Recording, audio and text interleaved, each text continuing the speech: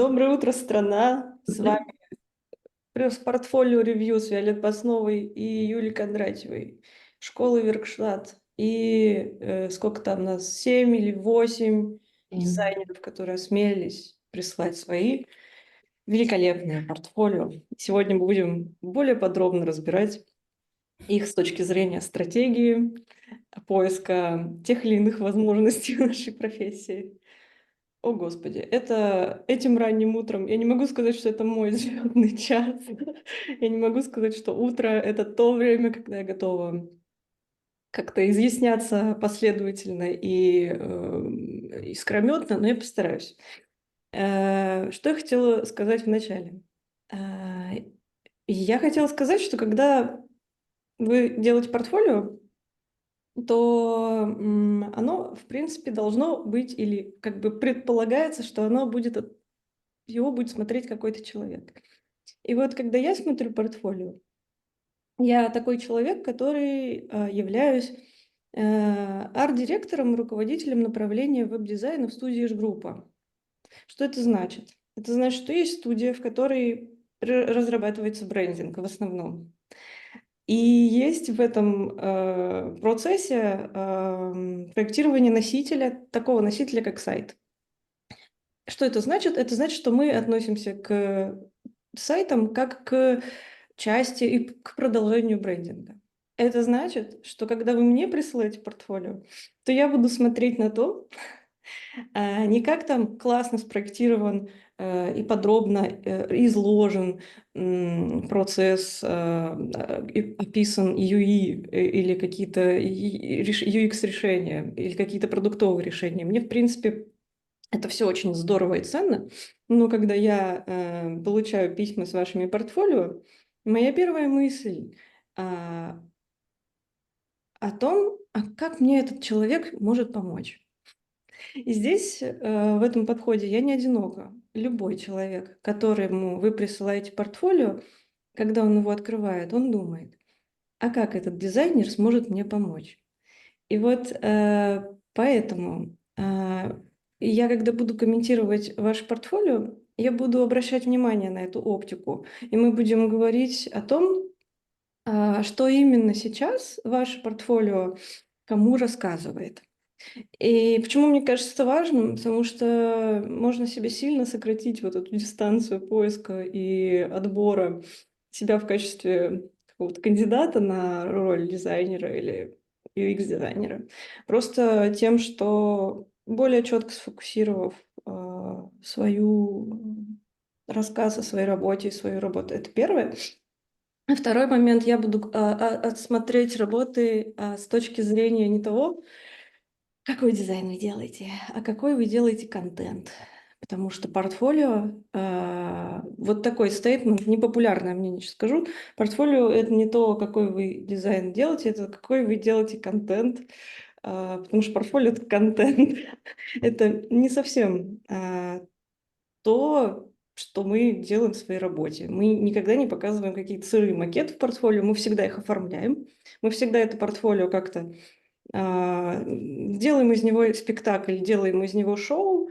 Почему? Потому что, ну, уже это, значит, становится чем-то большим, чем просто результат нашей работы. Это уже становится какой-то, ну, хотите, шоу, там, спектакль. Ну, каким-то контентом это уже становится. Вот, собственно, две точки зрения, с которых я сегодня собираюсь обращаться к вашим работам. Ну и буду возвращаться к этим стейтментам в процессе комментирования. Вот, Юль, спасибо. Я надеюсь, я не вылезла из тайминга. Можешь, пожалуйста, объявить, кто у нас первый? Так, у нас первая Полина. Сейчас я начну. Нет, вру, София у нас первая. Сейчас я начну шерить экран. Опа, опа. Так, София, привет. Привет, меня зовут София, можно просто Софа. Я начинающий UX-UI-дизайнер, то есть я закончила буквально 2-3 месяца назад. Сейчас я нахожусь активно в поиске работы, но пока успехи не скажу, что прям вау классные, поэтому я хочу что-то сделать со своим портфолио, чтобы как-то выделиться на рынке и понять, в каком направлении вообще его вести, так как Я хочу, на самом деле, больше заниматься сайтами, именно промо-сайтами, чем-то таким более креативным и творческим, но по факту на стажировке и на джуниорские позиции больше есть в продукты. И у меня вот сейчас дилемма, то есть я могу развиться в продукты, ну то есть больше, чтобы был больше шанс найти. Потому что, наверное, пути развития пока именно в промо-сайтах, именно в агентстве и в студии я не вижу, как джуна, ну как начинающего специалиста. Мгм. Я могу у тебя взять слово? Да, конечно. Да. Слушай, классно, что ты понимаешь какие-то области, которые тебе важны, куда ты хочешь, где ты хочешь оказаться. Действительно, сейчас рынок так устроен, что продуктов много, их не становится меньше, их становится только больше. И спрос на продуктовых дизайнеров, на UI и UX дизайнеров не снижается. При этом требования к UX-дизайнерам достаточно специфические, а требования к дизайнерам, которые бы занимались промо-сайтами, они высокие, наоборот, очень высокие, и порог входа действительно высокий. Почему он высокий? Потому что для того, чтобы промо-сайтами заниматься, нужно еще очень убедительно работать на хорошем уровне с графическим дизайном. То есть иметь какие-то компетенции в типографике, закрывать, ну, то есть как минимум все закрытые базовые знания в области графического дизайна. Что это значит? Это значит, что джуновских ошибок, да, не должно быть. А как максимум это означает, что должно быть какое-то свое, уже какое-то представление о том, что такое хорошо, что такое плохо, да, в дизайне. У тебя оно есть, у тебя есть такой уже подход, когда ты выбираешь больше минималистичные штуки. Вот этот мне проект очень понравился про Epcon Run. Это, я так понимаю, институция, вообще Да. какой-то ну, исследовательский, да, центр. А, Мгм. И вот ты знаешь, на этом проекте как раз заметно, что ты не можешь выбрать мне общаться с теми, кто работает над сайтами промо, или мне нужно в UX. Мгм. Потому что проект взыскательный, вот с точки зрения графики, там, ну, интересно, но при этом говоришь ты про UX и про решения, которые там связаны с UI-китом, с какими-то отдельными блоками. И в этом смысле вот конкретный проект, он не очень богатый тем, что о нем можно рассказать с точки зрения UI UX, да, потому что все-таки это не продукт, это промо-сайт, а ты расскажешь про него как про продукт. Вот лучше, наверное, в его случае, в случае вот этого кейса, доделать его как промо-сайт, заодно, кстати, потренироваться в подаче промо-сайтов, Мгм. а UI UX кейсы оформлять на более каких-то продуктовых сайтах, которые ты делаешь. Насколько я помню, другие кейсы, они у тебя тоже больше в промо. Да. Тогда не смешивай эти два подхода. Тогда Мгм. что значит классно подать промо-сайт? Это значит, что его никогда не надо подавать статикой, как минимум. Мгм. Вебчик — это всегда живая штука, и это должно быть заметно из кейса. И это значит, что вот, ну, у тебя есть анимашка, да, там вот на этом иконе, там этот шарик крутится очень классно. Я бы логотип вот такой маленький там сделала, знаешь, короче. А, а, м,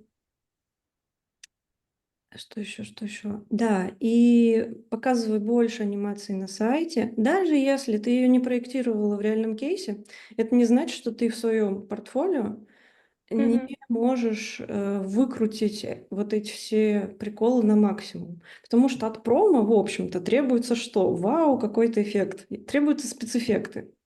Мгм. Поэтому аж спецэффекты в вебчике — это не вот эти таблицы, там, да, вот там карта сайта, это все понятно. Спецэффекты в промо-сайтах — это когда я открываю сайт, что у меня вылезает, какая анимашечка, потом, когда я скроллю, какая у меня карточка, там, как она появляется. И вот как бы по экранчикам, если вот это все так разбить, да, вот если там интерфейс ты вот мелко показываешь, вот этот шарик хороший, но тогда там контентик тоже должен меняться. Короче, вот эта вся любовь к деталям — это круто, но чем больше у тебя будет классных каких-то отдельно анимированных экранов, тем лучше. Юлечка, можешь, пожалуйста, открыть документ, который я тебе вот ссылку, которую я в Notion прислала? А у нас сколько сейчас минуточек осталось, София? У нас еще 10 минут примерно. Супер, господи, хорошо. Короче, эм, не помню, анонсировали ли мы этот спич. В общем, не так давно для ребят из H-группы я сделала такой документ, в котором собрала разные подходы к тому, как мы показываем сайты. И я условно разделила их на две категории большие. На то, когда мы показываем сайты через анимацию Motion и как мы показываем сайты через статичные экранчики. Вот, собственно, статика, да. Юлечка, Мгм. можешь наверх прокрутить и вот смотреть, какие здесь есть подкатегории. Например, первое, как мы можем показать, это вот композиция экранов сайта. И если так вот, и я здесь просто примеры собрала в основном из дрибла, там какие-то, может, анимашки из этого Behance. Короче, посмотрела на какие-то студии, которые классно показывают свои сайты, и разделила по категориям то, как они рассказывают о своих проектах. И вот эта категория — это это способ показать разные страницы на одном аниматике. Такой получается шоу-кейс, но обратите внимание, каждый экранчик в каждом вот таком видео здесь очень чистенький, да, то есть это значит, что ты даже если реально нарисовала какой-то кейс какому-то там клиенту, это вообще не означает, что ты в том же виде должна его публиковать на свой сайт-портфолио. Ты можешь удалить оттуда лишнюю, как бы, вообще его можешь переделать, оставить только то, что тебе нравится, как Мгм. дизайнер, взяв за основу там вот этот материал. И каждый вот этот экранчик ты вычищаешь и потом засовываешь как бы в шоу-кейс вот в разных своих типах, ну вот по-разному. Вот эта категория — это то, как мы показываем один экран. И посмотрите, это примеры разных анимашек. И на самом деле, если так присмотреться к каждой из этой анимашки, они не то чтобы очень сложные. То есть вот это такая анимация, которую каждый из нас, даже не будучи моушн-дизайнером, может собрать. Вот, пожалуйста. Единственное, что нужно — сильный дизайн-макет. Обычно это какая-то классная сетка. Ну, тут разные есть примеры, я вам еще скину этот док. Обычно это какая-то классная сетка, которая может там с собой какую-то серию сложить. Но что вот здесь важно? Важно то, что каждый экранчик этой презентации, этого портфолио вашего, он анимирован, потому что веб — это флюидная такая среда, это то, где мы, собственно, можем позволить себе много моушена, много глубины, пространства, даже если вы это не проектировали для реально своего кентика, клиентика, как бы. Вот, да, тут, например, примеры мобилки. Не обязательно, кстати, рисовать весь интерфейс там. Тоже обращайте внимание, как люди с макапами работают.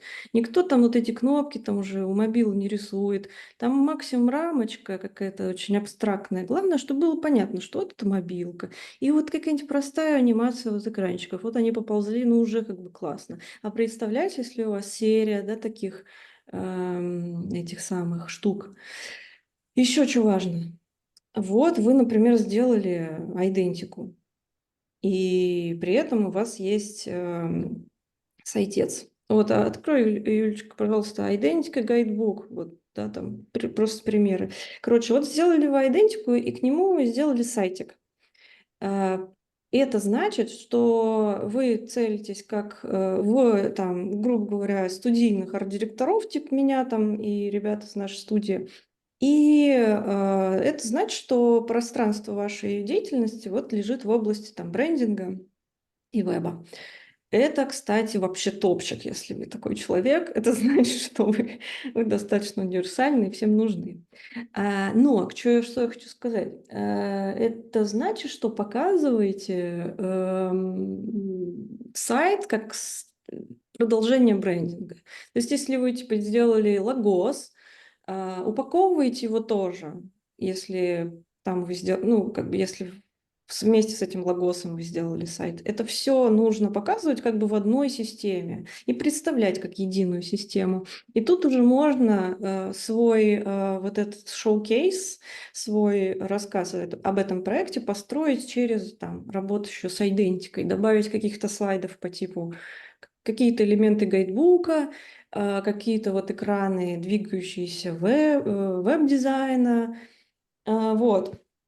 Что еще я хочу посоветовать, это то, что вот этот, ну, как бы по сути, вот я сейчас вам говорю, делайте из ваших кейсов там ролики.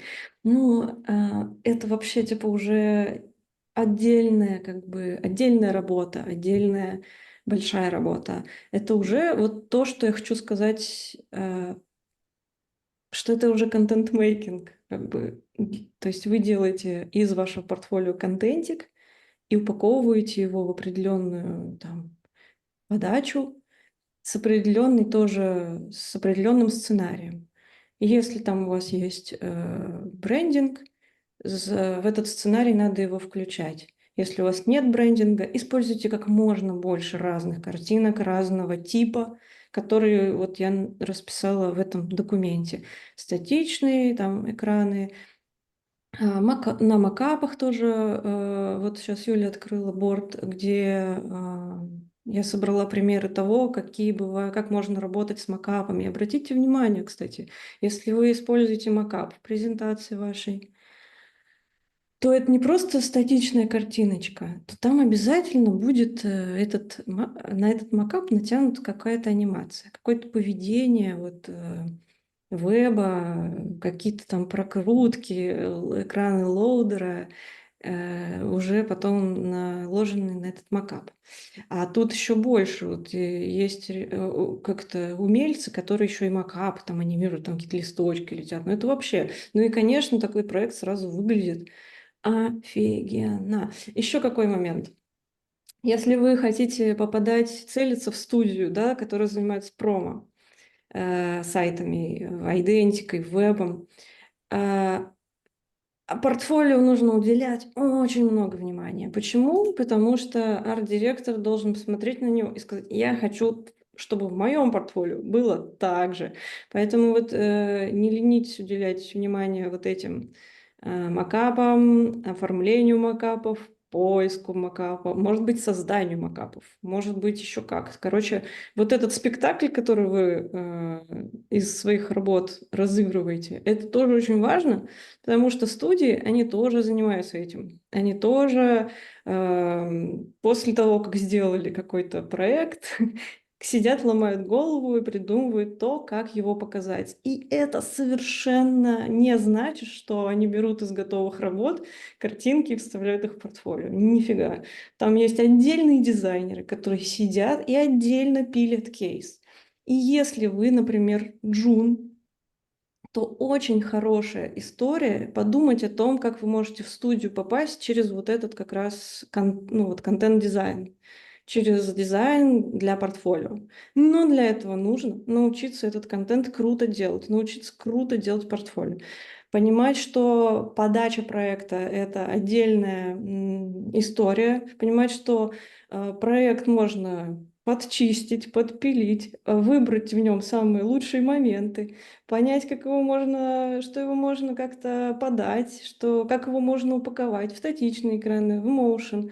Ну и, соответственно, подумать о том, хотите ли вы эти компетенции в себе развивать, ну и, соответственно, какие компетенции. Вот там UI-анимация, motion дизайн, да, здесь компетенция, да, какая нам поможет. Ну и В целом, вот это, с чего еще стоит компетенция, компетенция хорошо складывать работу в портфолио из того, что мы классно чувствуем темп рассказа, мы классно видим сценарий, по которому этот рассказ про свою работу должен, как он должен выглядеть, этот сценарий. Сначала я показываю что-то крупно, потом у меня идет какая-нибудь 3D-шка летит, потом у меня там мелкие детали выплывают, потом я пишу текстом, что это там самое, там что-то, потом еще вот у меня общий план. Ну вот понимаете, вот прям сценарий, вот как это должно быть.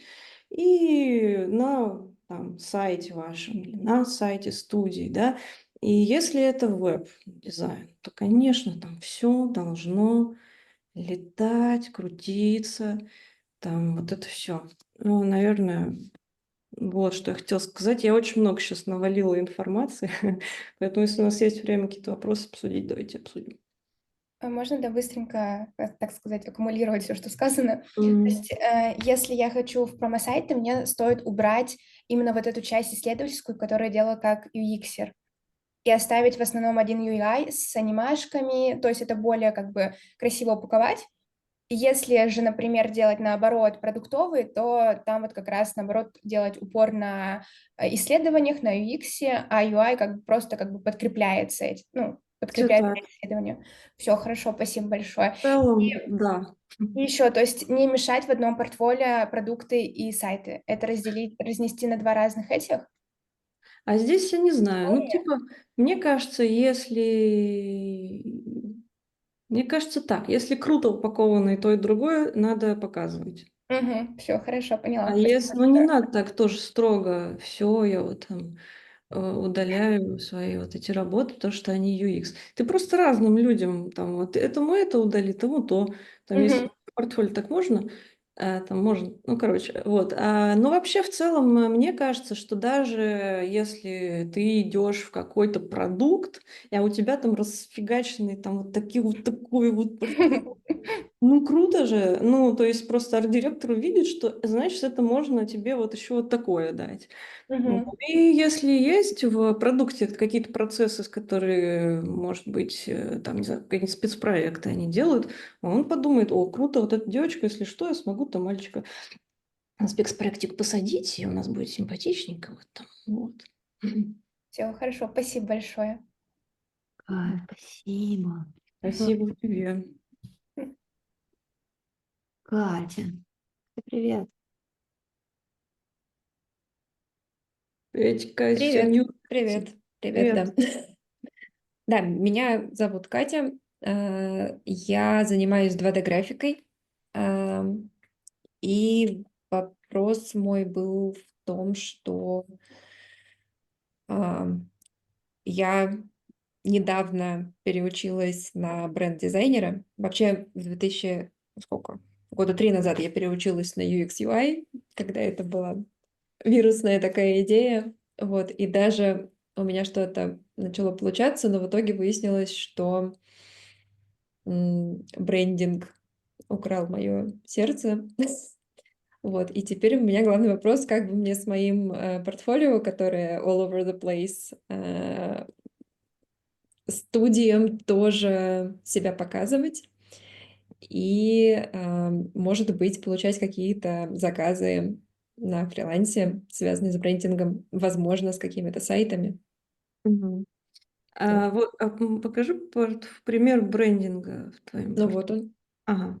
Слушай, Кать, ну я вообще это твое портфолио выбрала вот что, чтобы вот что тебе сказать.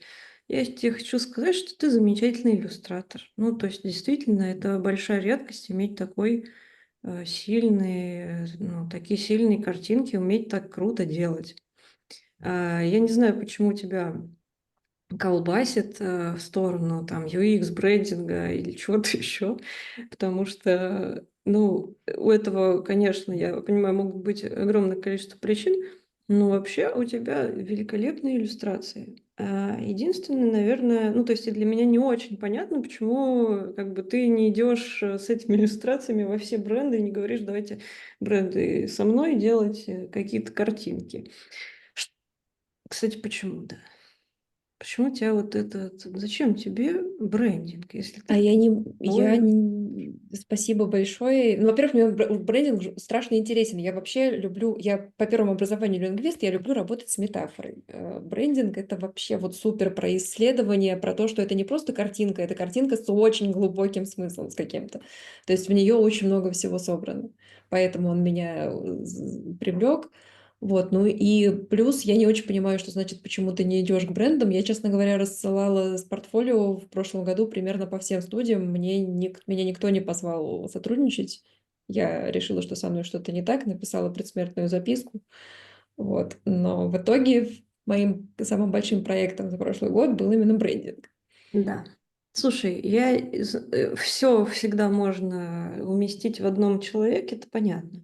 Смотри, но мне кажется, что я вижу, что как будто бы стратегия продвижения тебя как иллюстратора была как будто спроектирована не совсем прицельно. Ну, типа, у тебя офигенные картинки. И какого-то фига почему-то, по какой-то причине их не видят. Я вот их вижу впервые, кстати. А мне они нравятся.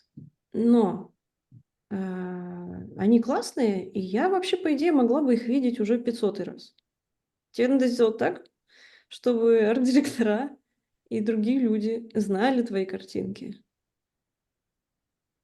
И одной рассылкой, конечно же, тут, наверное, не обойтись. Мне кажется, просто попробуй или подумай об этом. Можно попробовать обратиться к старшим товарищам-иллюстраторам, потому что они это все уже как-то проходили и проходят.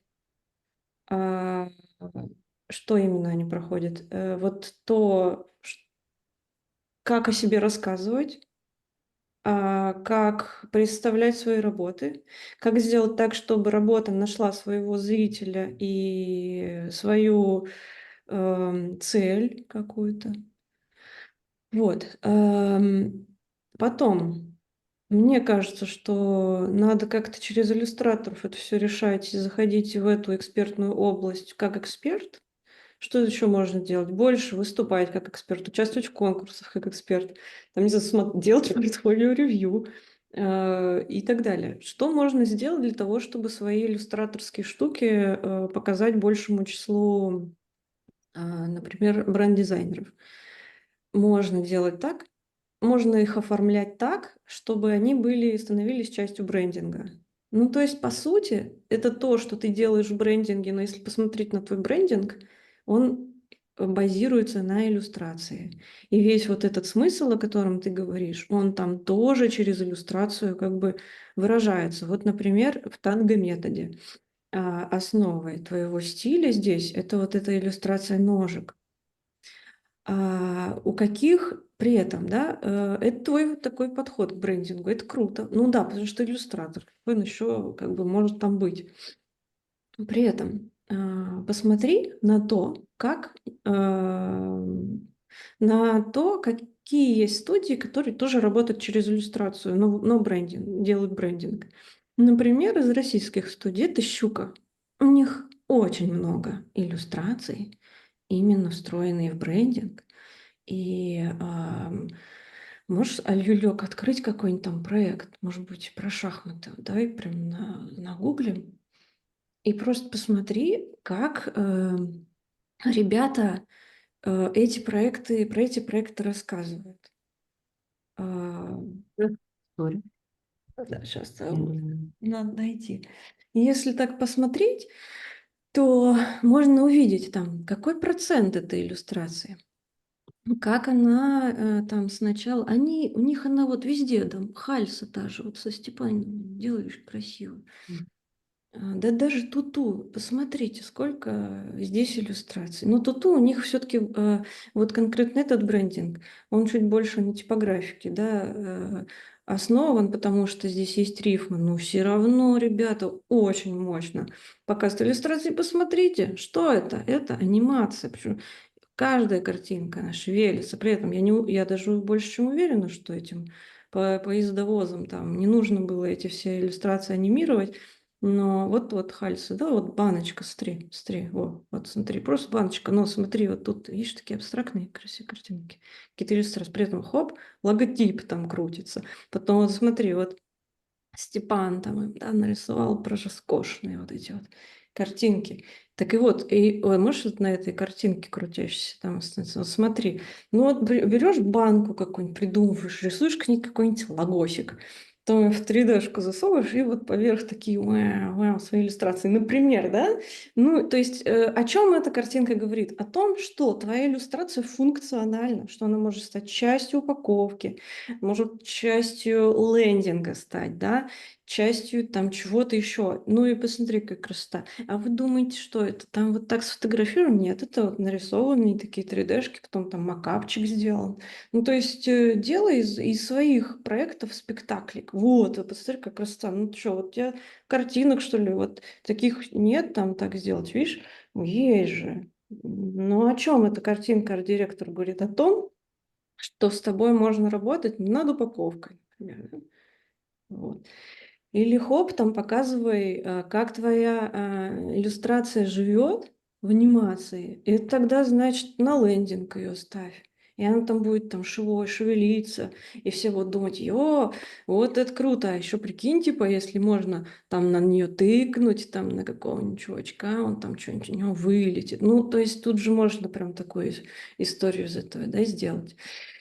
Или, ну, вот изучи, вот все вот ребята про проекты, очень многие они работают с иллюстрацией, и с иллюстраторами они очень много работают. И подумай, может быть, твою работу так надо упаковать, чтобы с чуваками тоже как-нибудь поработать. И напиши им тоже, скажи, блин, ребята, я делаю офигенную иллюстрацию, она может вот так работать, давайте что-то сделаем вместе, что-нибудь. И, наверное, так. Но надо тоже на свою какое-то вот это иллюстраторское портфолио тоже критически посмотреть, понять какие-то картинки, как можно переупаковать, что можно там, как структурировать. То есть вот этот опыт брендинга своего спроецируй на себя тоже, на свою какую-то подачу, подумай. Но еще это, не выкидывай вообще иллюстрацию, не сходи к каким-то ребятам, там, опытным иллюстраторам, поспрашивай их, что делать. Потому что это же специфика, это узкий такой рынок, ну, точнее, тоже рынок, тоже там свои какие-то есть методы, свои приколы. Может, они тебе скажут, слушай, тебе надо Инстаграм качнуть, там, тебе надо и это сделать. Ну и, в общем, пусть они тебе подскажут. Потому что, не знаю, у меня вот есть пример нескольких иллюстраторов классных. Ну, я не могу сказать, что там хуже картинки. Они, может быть, удобнее вписываются в какие-то системы, масштабируются, да, но иллюстраторы вообще, ребят, так можно хорошо там, знаешь, международно обустроиться, что там работать с разными брендами, делать так, чтобы они хотели с тобой работать, с твоими картинками, видеть свои картинки на своих там, значит, этих штуках, вот. Но да, надо, наверное, здесь прибраться просто и переупаковать что-то в более какие-то разные форматы, попробовать разные гипотезы. Ну, короче, да, ты можешь сказать, окей, вот я тут иллюстрацию, но я начинаю делать брендинг. Ну, ну, тогда это, да, тоже можно так делать. Не знаю, тогда просто нужна еще какая-то тебя клонировать, чтобы вот Катя была, да, Катя, которая делает иллюстрацию, Катя, которая делает брендинг. Типа, да нет, это все можно успеть, это все можно этим, ну, как балансировать. И действительно, ребята, которые делают и крутой брендинг, и крутую иллюстрацию, это супер, это супер. Но нужно тогда поднажать с этим брендингом еще. Больше тогда брендинговых проектов вытаскивать, да. Зависит все, видишь, от твоей цели. Но мне нравится твоя иллюстрация. Я считаю, что ты как-то, как будто стратегия у тебя неправильная была про то, как о ней рассказывать, как ее показывать. Скажите, крутая иллюстрация, кто-нибудь там это, какие-нибудь сердечки, может, вот видите, тут есть. Иллюстрация восхитительная, я уже в комментариях там Да, подписала. мне тоже кажется. Катя, ты что думаешь? Я?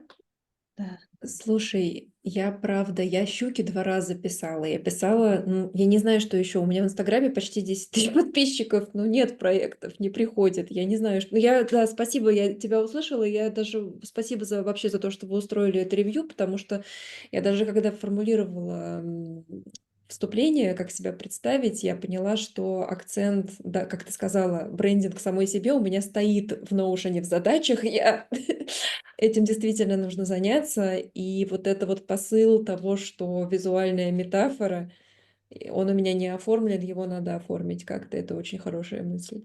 Спасибо за это. Да, слушай, если случишься и там нет фидбэка, ну это, конечно, это сложно, но, ну, короче, надо тогда в разные еще места стучаться, чтобы больше каких-то, может, журналов, там, каких-то короче, ходить постоянно в эти публикации, не сдаваться. И да, действительно упаковывай тогда свои работы так, чтобы арт-директора видели, что их можно в брендинг встроить или в сайты. Потому что когда ты как отдельную эту иллюстрацию видишь, что же классная картинка, но как твой почерк, твой характер встроить там, вписать в какой-то проект, вот это уже думаешь, окей, ну здесь специфический почерк, ну, наверное, нужен специфический редкий проект. Может быть, тебе нужно больше вытащить вперед таких картинок, которые лучше масштабируются в пространстве брендинга, да, потому что брендинг это что? Это достаточно холодная такая системная вещь.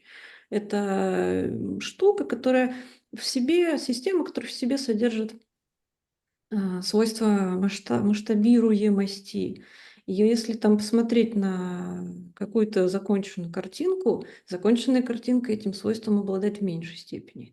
Поэтому для брендинга используются вот картинки какие-то более модульные, более сборные, ну ты понимаешь, упрощенные, да, такие вот. Да. Может быть, такие вот проекты, как вот по сути у тебя на вот на этом примере Станга, да, там же такая иллюстрация, более плоская, такая мало слоев. Может быть, вот такие надо картиночки там вывалить так вперед.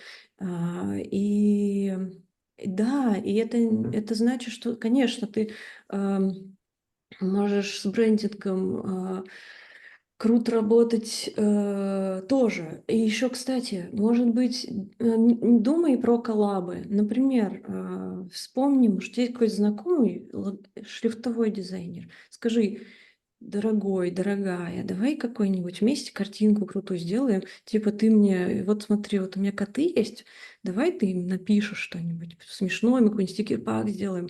Или там просто, знаешь, какую-нибудь картинку, как будто это какой-то проект. Там, может быть, там ну, что-то. Ну, чтобы, знаешь, свою иллюстрацию показать так, что она еще может там с типографику как-то дополнить, она еще может там вот именно э, превратить в коммуникацию, да, какое-то третье впечатление создать вместе там, с шрифтом каким-то. Вот. То есть почему это нужно? Это чтобы у арт-директоров в голове начали крутиться мысли о том, где тебя, как еще тебе с тобой можно поработать. Потому что да, сейчас есть такое целостность в каждой картинке, и ты не очень представляешь, вот приходит к тебе Яндекс, и ты ему так, как бы эту картинку уже сложнее будет предложить, чем если бы это было вот что-то как вот на часиках вот на этих у тебя. Вот, мне кажется, в брендинг, если заходить через иллюстрацию, то вот как-то, может быть, так. Но ты еще и с кем-то посоветуйся. Это мои так мысли, но я просто Хорошо. не знаю даже. Блин, ну, классные картинки, мне очень нравятся. Спасибо. Спасибо тебе. Надеюсь, это было хоть сколько-то полезно. Да, конечно. Спасибо большое. Полина, привет. Да, всем привет. Коротко обо мне. Я закончила школу дизайна. Сейчас работаю в дизайн-студии Прагматика. До этого работала в Сбере МТС продакт-дизайнером и UX-UI-дизайнером. Чего бы хотелось от портфолио в дальнейшем. В целом я бы хотела целиться этим портфолио скорее в компании, возможно, в потенциале и на зарубежном рынке. Также я хотела не просто сделать портфолио со своими кейсами, а сделать это как манифест скорее, чтобы оно в том числе рассказывало обо мне компаниям. Вот, чтобы уже на этапе портфолио в целом транслировать какие-то свои ценности. И вопросы, которые у меня сейчас есть к Вете, это идея первая этого портфолио была объединить картинки и резюме. Поэтому здесь есть как и подробное описание, так и просто картинки, насколько это рабочая стратегия в целом. В целом, понятно ли по этому портфолио, чем я занимаюсь? Похоже ли оно на портфолио продуктового дизайнера? Потому что здесь нет огромных табличек. Я их скрыла в отдельные ссылки в некоторых кейсах, где это, соответственно, нужно. Но на первый взгляд их сложнее найти. Но при этом они не занимают места. Вот, да, кстати, например, здесь более подробно расписан весь кейс, потому что на портфолио мне показалось слишком много информации. Кому нужно, тот почитает, но для первого ознакомления этого слишком много. Что ж, хотелось еще узнать, чего-то ли не хватает здесь для принятия решения с нанимающей стороны, там, допустим, информация про тоже образование, про какое-то волонтерское движение, то, что я участвовала, выступала и рассказывала что-то. И в целом, не знаю, карту креативных компетенций еще какую-нибудь расширенную. У меня была проработана в Notion, но здесь на сайт я ее не переносила, чтобы не портить, не отвлекать, скажем Мгм. так, внимание с работы. Мгм. Вот. Полинка, ну это круто. Во-первых, респект. Это огромная работа. Все это подготовить, упаковать, описать. Это невероятный труд. И, конечно, когда ты видишь такое портфолио, ты думаешь, о Господи, да, наконец-то беру такого человека. Ну, то есть это у такого портфолио огромные шансы на успех, как в студиях, так и в продукте.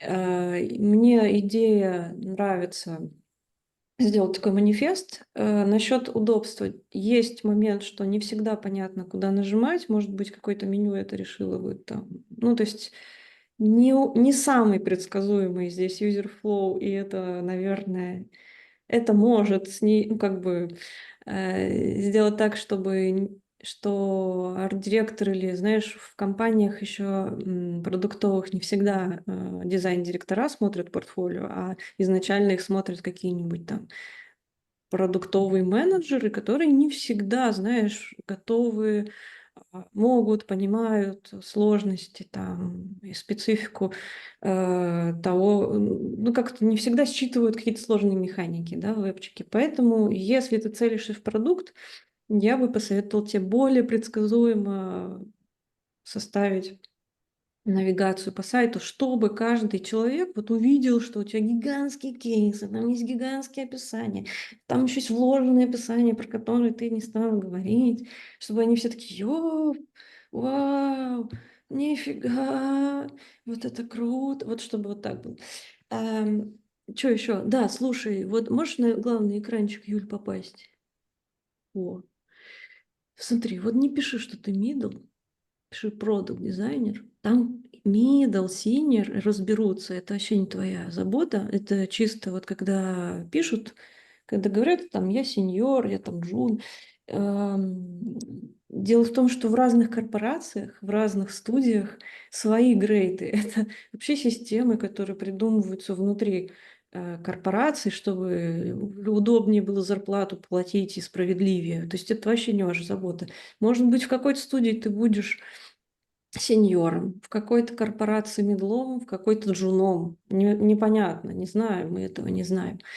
Потом, да, если ты говоришь, что ты целишься в продукты, я считаю, что, ну, давай так, честно было бы этот вопрос задать какому-нибудь дизайн-директору в каком-нибудь, я не знаю, Циане, не знаю, Яндексе, условно, куда ты бы хотела там, в какой-то корпорации, и спросить его напрямую, Ну, мне кажется, что из этого портфолио видно, что ты как бы, что у тебя есть опыт. Это значит, что тебя не надо каким-то простым вот этим вещам с нуля учить, как этих джунов. Значит, ам, и это плюс, потому что это значит, что это огромная экономия ресурсов и директоров, и старших дизайнеров. Это значит, что тебя уже сразу можно нанять, посадить, ты там все им нарисуешь, ну, там чуть-чуть, там что-то поправил, ну, ничего. Ну, то есть это уже как бы тот уровень, ну, который очень-очень везде востребован, да, медловский. Это тот уровень, к которому там джуны многие хотят добиться. В этом смысле это твой портфолио круто, что ты его принесла. Это очень для многих хороший пример. А, вот. Что еще можно здесь улучшить? Даже не знаю, мне кажется, с точки зрения каких-то продуктовых ребят, здесь все понятно. Здесь видно, что какие у тебя компетенции. Насчет карты креативных компетенций расширенных, мне кажется, не нужно.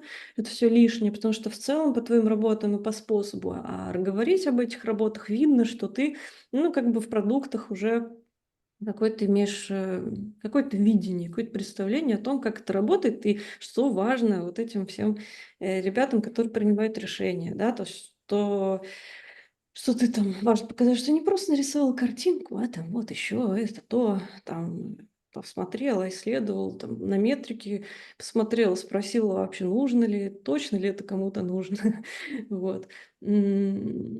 Поэтому но вот у тебя еще был вопрос про международные кейсы и про то, что нужно ли раскрывать какие-то, рассказывать про свою волонтерскую работу. Смотри, если ты будешь на Западе, да, делать для Запада готовить портфолио, надо будет все переделать, хотя бы, ну не все, ну то есть типа придется все перевести.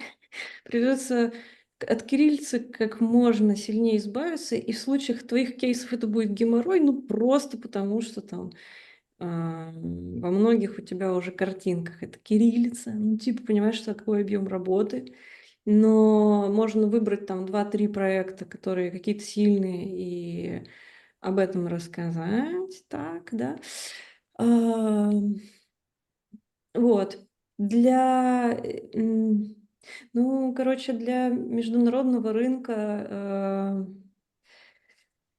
ну, в общем, это, конечно, отдельная специфика, но как минимум надо будет все перевести, как минимум очистить кириллицу, просто потому что там ее не понимают, ну, если этот не какой-то человек будет принимать решение, который работает с кириллицей, что маловероятно в целом. Ам, вот. И также, да, следи, чтобы у тебя сайт не уводил на разные на Behance, и на Notion. Да, так же, как и в продукте, удерживай этого пользователя, этого арт-директора несчастного на своем сайте как можно дольше, чтобы он там вообще где-нибудь там баннер прикрепи, чтобы он еще добавил тебя в избранное где-то. Ну, как-то так пообщайся с ним тоже а, по-дизайнерски. Знаешь, баннер какой-то, если он больше минуты смотрит, там твой сайт, баннер такой, хоп, а ты что смотришь, что сидишь? Давай напиши-ка, давай спишемся там. Ну, такой, знаешь, UX вот эти вот Презентация. методы, да. Потом можно дарк паттерновать. Вот, но как-то так. Короче, если на Запад стремиться, точно надо все переводить с кириллицы. Если про волонтерские проекты, это если ты, короче, захочешь не просто на Запад, а еще как в академию, да, вот ты вот в магистратуру пойдешь, решишь, так все, я стану академиком UX. Что, в принципе, реально, ну тогда да, тогда надо портфолио будет к этой институции готовить и рассказывать еще не только про то, что дизайн замечательный, а про то, что ты еще спасаешь там, ну, вот это вот все делаешь, там, волонтеришь, что-то все. Тогда это нужно будет. Но чтобы на работу устроиться, ну, лучше сразу показывать, говорить так, друзья, я продуктовый дизайнер. Мгм. Опыт даже можно тоже не говорить. Ну, кстати, на самом деле нормально. Опыт более, ну, 3, на самом деле у тебя, по-моему, больше уже, лет. Да, это я просто вот сделала и сейчас хочу обновить. Да. Вот. Ну, вот, да. Потом логотипчики, я вот из них два знаю, ну ладно. Потом умею делать... На самом деле, чем раньше ты посадишь на проект, тем лучше. Но в твоем случае вот здесь, в принципе, это тоже не мешает. Но на самом деле вот этот блок можно и куда-нибудь вниз увести или в отдельный раздел.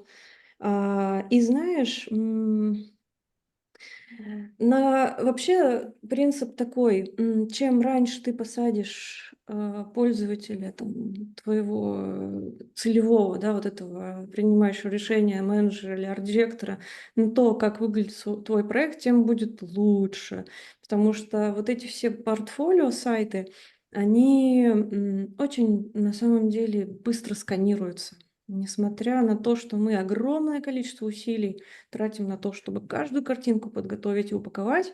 Это все очень так пролистывается и как бы дальше. И если там что-то не зацепило, то оно проскакивает мимо. Поэтому чем больше какие-то картинки на первом этом экране, чем более понятно то, что надо внутрь проекта углубиться, тем лучше. Ну, то есть вот на это еще посмотри. Ну и насчет предсказуемости навигации. Вот. А вообще, Полинка, ты молодец, у тебя все круто. Многие тебе позавидуют с таким мощным портфолио и с таким трудолюбием, как у тебя. Спасибо Ну, большое. ребят, дайте сердечки тоже Полине поставь. Полина молодец. Да, сама писала, все handmade. Жесть, жесть, жесть. Что, есть Полин, вопросики? Все, ответил. Да? Я М. спасибо большое, Вет. Спасибо тебе. спасибо. Что, я вообще это нормально там, в Это графике? вообще перфект тайминг. Ой, это я. Да, привет. Блин, у всех Привет. сайты. Ну ладно. А, Так, здрасте. Меня Дима зовут. Я вот дизайнер. Ну, на самом деле я здесь, потому что я в отчаянии. А, Ну, я расскажу почему. Я как выпустился, я очень быстро работу нашел в Setters, в брендинговом отделе. И я такой, ну все, я поймал Бога за бороду. Я очень крут. Но нас сократили через где-то годик. И я думал, ну ладно, сейчас быстренько найду что-нибудь, потому что я классный парень, и портфолио у меня плотное. И, в принципе, ну, сейчас что-то затянулось, это все. И М. мне просто либо не отвечают, либо я не знаю что. Но я, ну, веду такую политику, что я обвиняю не свое портфолио в этом, а весь мир. Я думаю, ну, Всё это с ними правильно. что-то не так, ну, надо просто искать. Но сложность в том, что я не знаю, где искать. А все М. дороги, ну, если спрашивать у знакомых, они ведут в одно место, и это студия Non-Objective. М. Но мы с Матюшкиным знакомы, но как бы эстетически мы очень как бы разные люди, нам нравятся очень разные вещи. Он, ну, если еще проще, мне кажется, что он зануда, ну, вот такой в хорошем смысле, я как бы нет.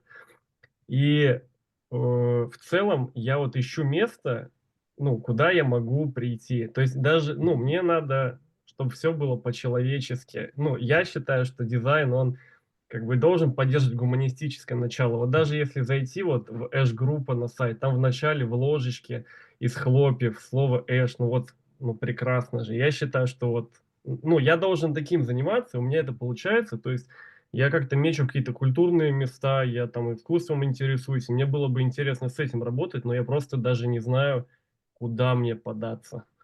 М. Ой, Вот. слушай, спасибо, да, на самом деле я это тоже прочитала, ну, то, что в анкете писала, посмотрела твое портфолио.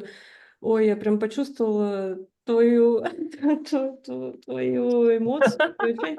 У меня на самом деле был очень похожий период, потому что после того, как мы выпустились из ЖГД, мы были все такие, знаете, у нас там ни одного, еще в отличие от тебя, ни одного кейса был, который похож был бы на реальный кейс, там были все такие абстрактные, роскошные штуки. И я очень много времени потратила на работу с культурой и с культурными институциями. Вот это все, потому что мне казалось, что вот это мой взыскательный подход к графике обязательно должен реализовываться вот в этой области. И это логично вообще-то. Это не то, что ты какую-то себе иллюзию придумал. Но у этого как бы есть плюсы. Вот один он вот есть. И есть куча минусов, и есть минусы, как и у всего. Смотри, про ложечку. Вот эти ложечки, там, вот этот проект Insight, который мы выпустили, это все такая, знаешь, это тоже нам очень важно. Мы тоже это как бы в этой профессии находимся, чтобы вот делать такое. Нам это ужасно все близко, и действительно дизайн это та профессия, которая может тебя сделать счастливым человеком, да, несмотря ни на что. Вот как раз потому, что это пространство коммуникации, пространство, где можно какие-то более богатые смыслы, чем раскраска кнопок, транслировать. Но с точки зрения какой-то выживаемости, это дополнительная работа. Это не то, что основной кор компетенций, да, вот студийных дизайнеров содержит. То есть это, да, это то, что мы любим делать, и то, что мы делаем, ну, не ну, как бы вот в свободное от работы время, условно говоря, да. Но просто нам сейчас делать это проще, потому что нас стало много, и мы можем наш там, ну, мы там научились как-то процессы так выстраивать, чтобы делить между собой эту работу, и несмотря там ни на что ее делать. Но основной кор вот наших компетенций — это работа с брендами. И я вот в твоем запросе увидела вот этот вопрос, типа, как мне свое портфолио выстроить так, чтобы меня вот такие студии видели. И, конечно, я вот не очень хотела бы так отвечать, но, конечно, если ты хочешь там в студию, то лучше показывать работы, которые арт-директору дают понять, что ты сможешь ему помочь на коммерческих проектах. Это значит, что плюс арт-директор должен видеть, что ты не просто, знаешь, какой-то взбалмошный художник, который будет рисовать то, что он хочет, а что ты обладаешь в дизайне такими навыками, которые универсальные, которые способны любой проект сделать сильным. Вот, наверное, такого человека, такого графического дизайнера хочет видеть арт-директор. И, конечно, надо показывать в своем портфолио, что для тебя тоже ценно не только делать какие-то сайт-проекты, художественные проекты, а еще есть ценность делать клиентские проекты круто. И не знаю, есть ли у тебя это желание и мысль, но мне кажется, что есть, потому что у тебя есть такие интересные проекты, там, наверное, которые вы в Сеттер сделали. Вот. Поэтому если так говорить, типа, отвечать на вопрос, что сделает мое портфолио более, может, прицельным, да, более попадающим вот в эту, там, в эту группу условно, то да, надо его показывать больше с точки зрения того, какой ты дизайнер, как ты можешь помочь арт-директору, в коммерческих проектах, да, какие, ну, то есть и ты на самом деле можешь помочь, просто получше про это рассказать.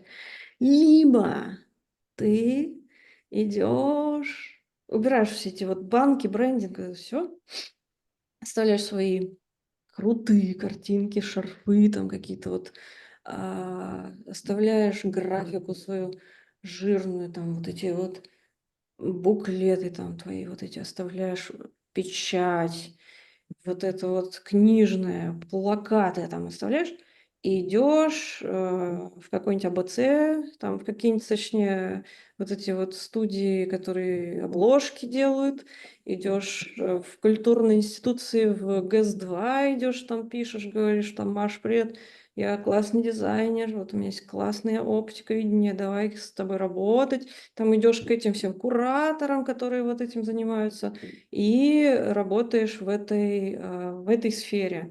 Сфере, которая вот соединяет графический дизайн и культуру. Но сразу говорю, там будет непросто. Вот Юля тоже подтвердит, может, ты в музей идешь, там работаешь. Ну, в общем, либо, я не знаю, ты на самом деле крутой художник, мне кажется, вот еще что. Еще было приятно с тобой тоже встретиться, на тебя посмотреть, познакомиться. Мне правда кажется, что у тебя очень интересные художественные проекты. И, конечно, не хотелось бы... Я надеюсь, вы не слышите сейчас стук, который... Здесь этот зум глушит, там у меня кто-то решил рейв устроить с утреца. В общем, короче, мне правда кажется, что у тебя сильные, классные проекты. Очень вот эта мне серия понравилась с иллюстрацией, с этим Зином, да, офигенно. Это ужасно харизматичный проект. Вот. И, конечно, или вот это тоже, да, ну, такой дизайнерский, он такой чистенький, хорошенький, вот этот вот какая-то такая игрулька, какая-то здесь такая игра, метафора. Ну, то есть, конечно, вот эти штуки не хочется из своей жизни удалять, но как будто бы реальность такая, что если что на рынке это не работает, и, соответственно, надо делать портфолио более такое приземленное в бренды, да, а вот эти штуки оставлять, делать отдельную папочку арт, и с ними, знаешь, там идти гранты брать, на выставках участвовать, там идти тоже развиваться, там, да, не бросать. Вот. Ну, тут надо понять, что ты хочешь больше. Нет, ну второй вариант очень соблазнительно звучит. Я готов быть нищим, но быть причастным к культурной деятельности. Но вот вы говорите, что вот, ну, напиши вот туда, там, в ABC.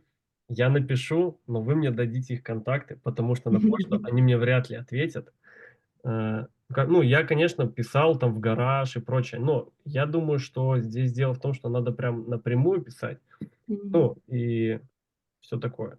Просто грустно, что, ну ладно, это я так уже душевными чаяниями делюсь, Давай, что да. есть, ну, у меня есть какие-то любимые дизайн-студии, европейские, ну, меньше американские, и вот они, ну, там, где там по 5 человек, по 6 сидят, ну, может, чуть Мгм. побольше, вот у них там как-то все задорно, все идет, у нас все прям это, серьезно. Да, слушай, я тебе расскажу. Дело в том, что вот в Европе, чтобы довольно, ну, в Европе достаточно просто стать, ну, типа, э, там большие бренды маленьким студиям не дают заказы. Вот в чем дело. Они в Европе, если ты бренд, то вот типа какой-нибудь Яндекс к маленькой студии, типа вот, не знаю, ну, как бы и в России это не особо придет, но на самом деле придет больше вероятности, чем в Европе. А в Европе больше, более консервативно. Там, если ты огромный бренд, то ты идешь в огромное рекламное агентство заказывать этот бренд. Поэтому маленькие студии там работают с культурой, потому что там очень много культуры, там очень гораздо больше в культуру инвестируется денег, чем в России. Вот поэтому мы видим в Европе больше студий, которые работают с культурой. И более того, даже если те студии, которые выходят на бренды, они работают, все равно начинают с культуры, потому что вот институты, как институции разные там, эти музеи, они как-то и мы дешевле и проще, да, найти вот такого дизайнера. Смотри еще что. Вообще ты можешь сделать свою студию. Ты как бы... А момент, ну, это уже, ну, мы с коллегами, с моими одногруппницами работаем над этим, но это большой отдельный разговор, наверное. Как бы мне кажется, это еще более сложный и тернистый путь, но мы как бы работаем над этим. Но да, это... Смотри, это на самом деле это хорошо, что вы это делаете. Это надо делать, всегда надо пробовать такие штуки делать и не расстраиваться, если они не получаются, это нормально. Очень маленький процент студий вообще выживает в целом, к сожалению. Но это нормально, это как бы жизнь. Но пробуйте. А еще ты можешь в такие студии писать и знакомиться, которые вот тоже такие пограничные, да, работают. Ты с культурочкой, чуть-чуть с брендингами, с каким-то маленьким, вот, например, холистик, да, А тоже. я хотел сказать, я хотел Вот. про это сказать. Ну вот девчонка, смотри, вот Юля тут вообще всех знает. Ты вот скажи, отдай мне вот это, Милин телефон. И там познакомься с ней, кофейку попейте.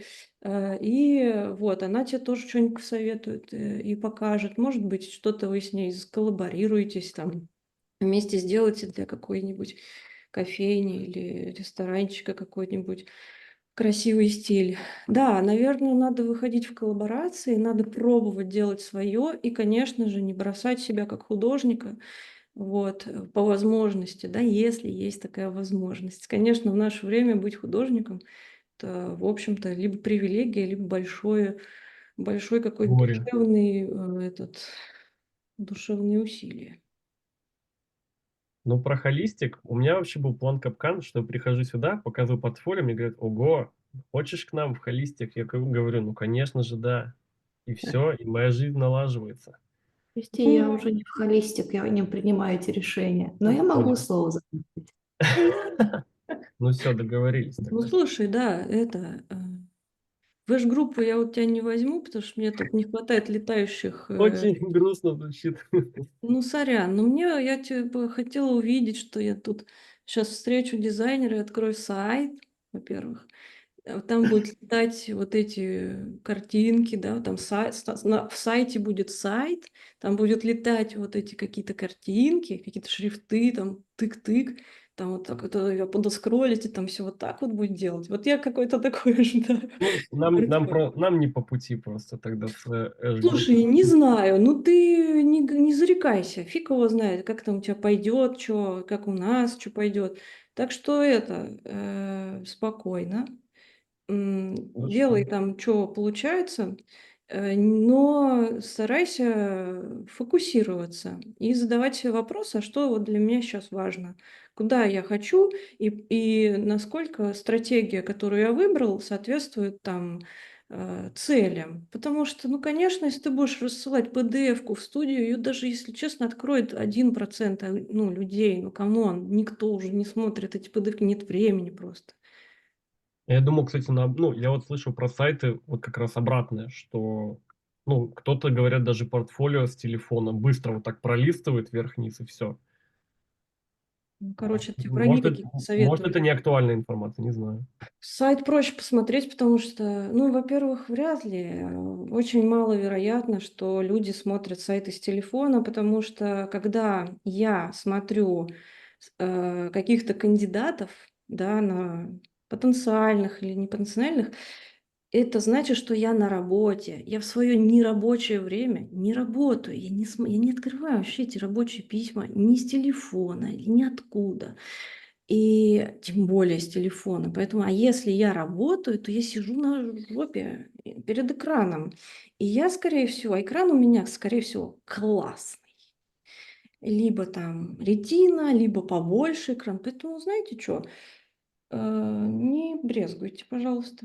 И когда я, конечно, хочу дизайнера нанять, то я думаю, ну это, и тем более я вот на вебчик обычно ищу, то мне, знаешь, что хочется? Мне хочется, во-первых, никого не учить ничему. Мне вот уже, ну типа, я знаю, что я должна, ну я в любом случае буду это делать.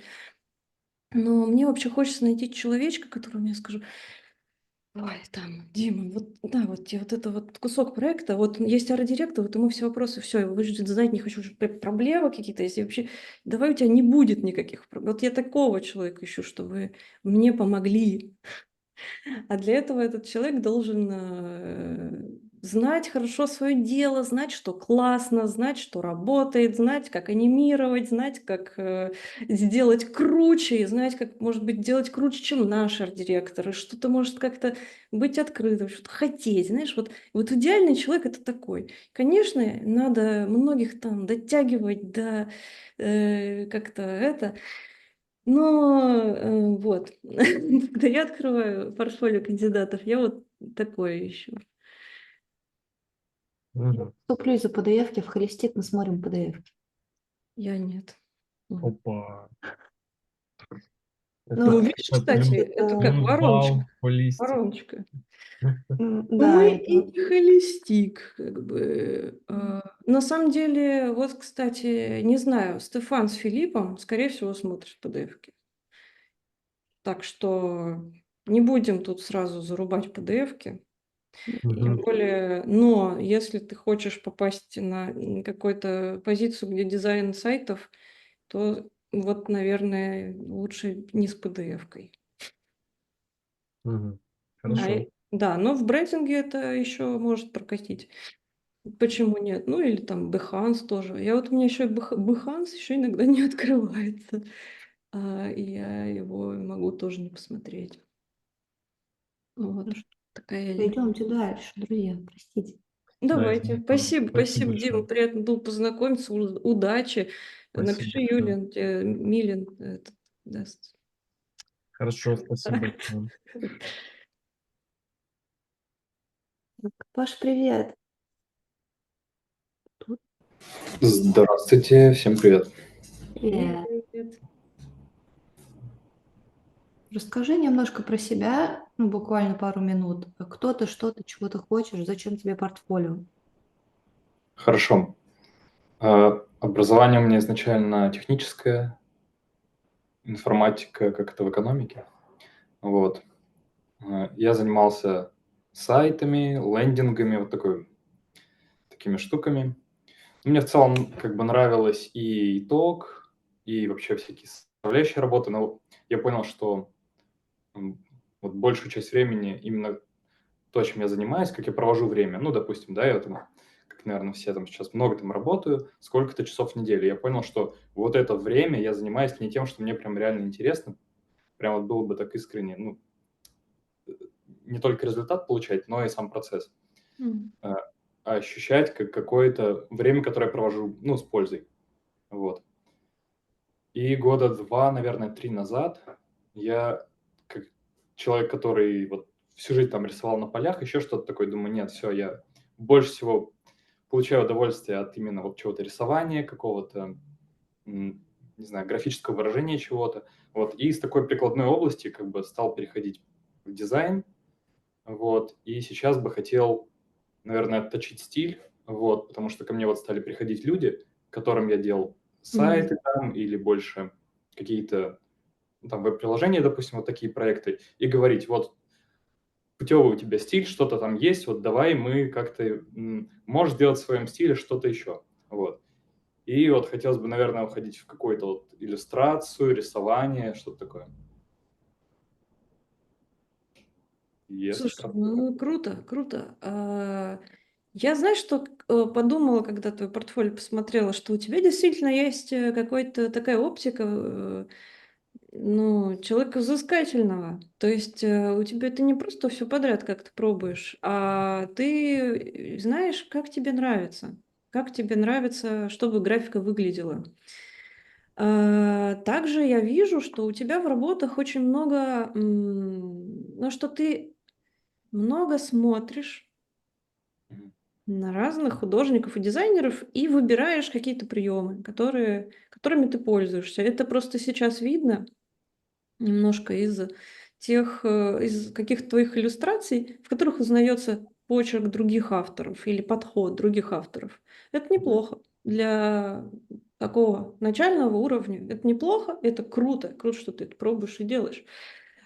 И видно, что у тебя есть как бы свое видение, свой подход, видно, что у тебя есть структурность и четкость. Это супер, как бы такие штуки. Сейчас у тебя были вопросы Ладно. да, ты говорил, ам, Юль, можешь, пожалуйста, открыть Я могу анкету? зачитать Да, полностью. да, потому что у тебя хорошие вопросы там были, я помню.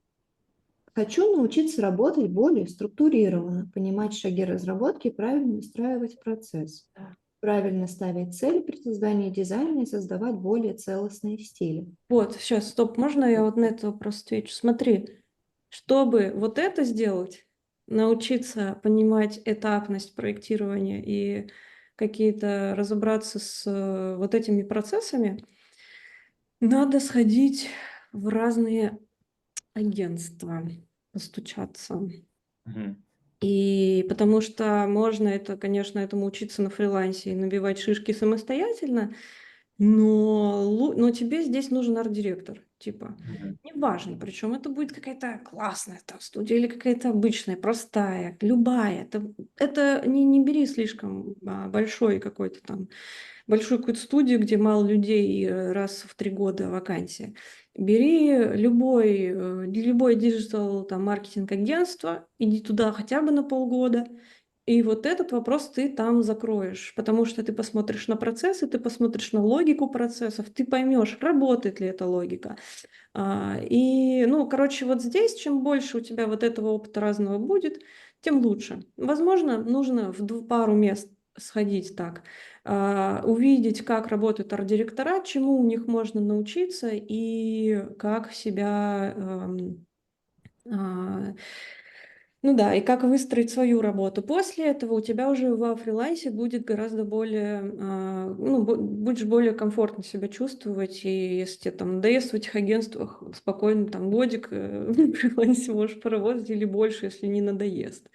Мне понравилась эта работа, особенно вот это Байт. Мне понравилась такая минималистичная история и красивый такой классный стилек с этими окошечками и цвета. Ты так хорошо чувствуешь, у тебя во всех проектах такая палитра.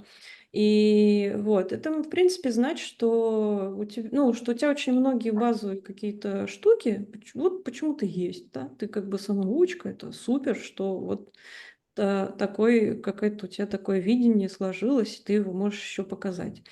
Как бы я усиливала, да, твое портфолио? Ам, ну, во-первых, можно подумать о том, какие компетенции, над какими компетенциями можно поработать. И мне кажется, это может быть типографика, логотип, если ты хочешь идти в брендинг больше.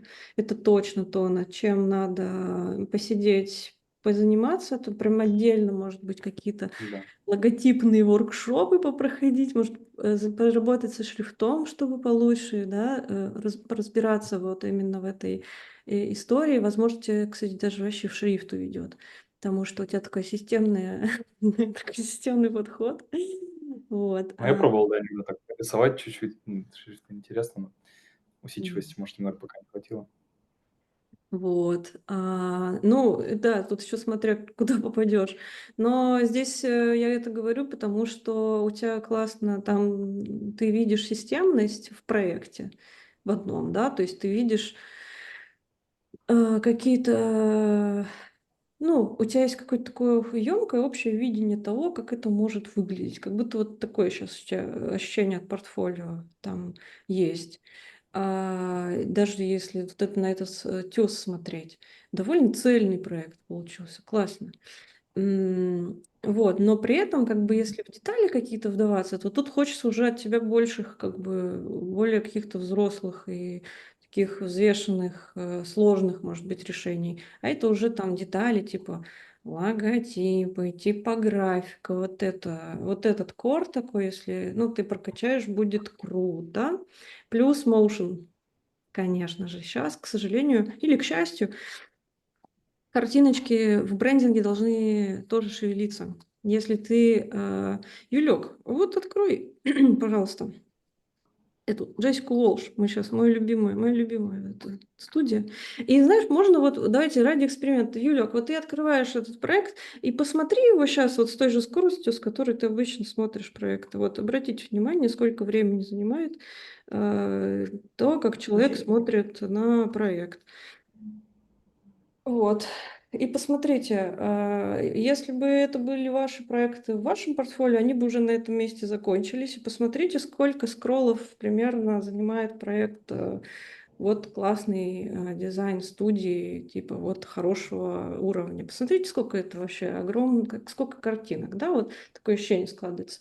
Вот Юлек все еще смотрит.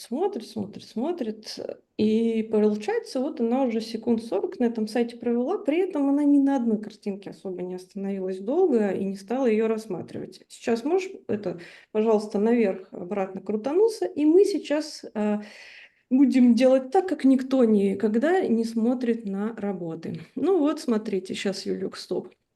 Смотрите, картинка. Что мы здесь видим? Ну, во-первых, это проект, даже я, кстати, пофиг, что это за проект, абсолютно. Там никто не читает эти описания. Если вы обратили внимание, Юлек не остановился и не прочитал это описание. Это нормально, никто этого не делает, господи.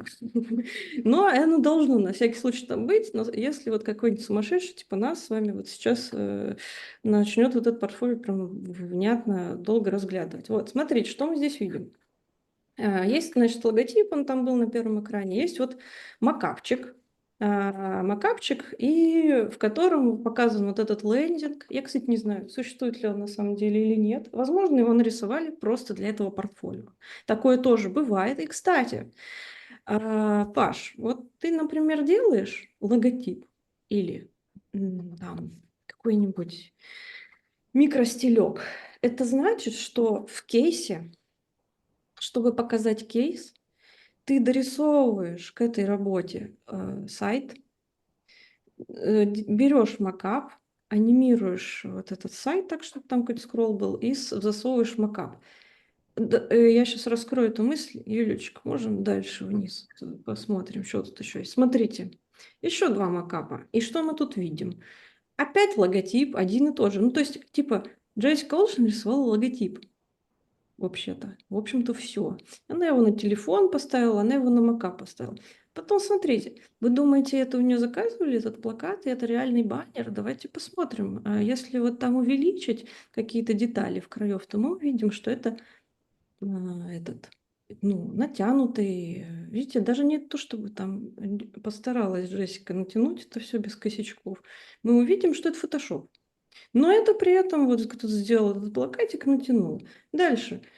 Если мы приблизим на эту бутылку, мы тоже увидим, что это футболочка раскрашена, а бутылочка, ну, на бутылочке это макапчик. Да, видно, что здесь, что это не просто, ну, мужик с бутылкой тут сфотографировался. Это такая фотка, ее обработал дизайнер, причем быстро, чтобы время много особо не терять. И правильно, почему? Потому что вы помните, как Юлек вот сперва изначально смотрела на этот проект? Это быстро все.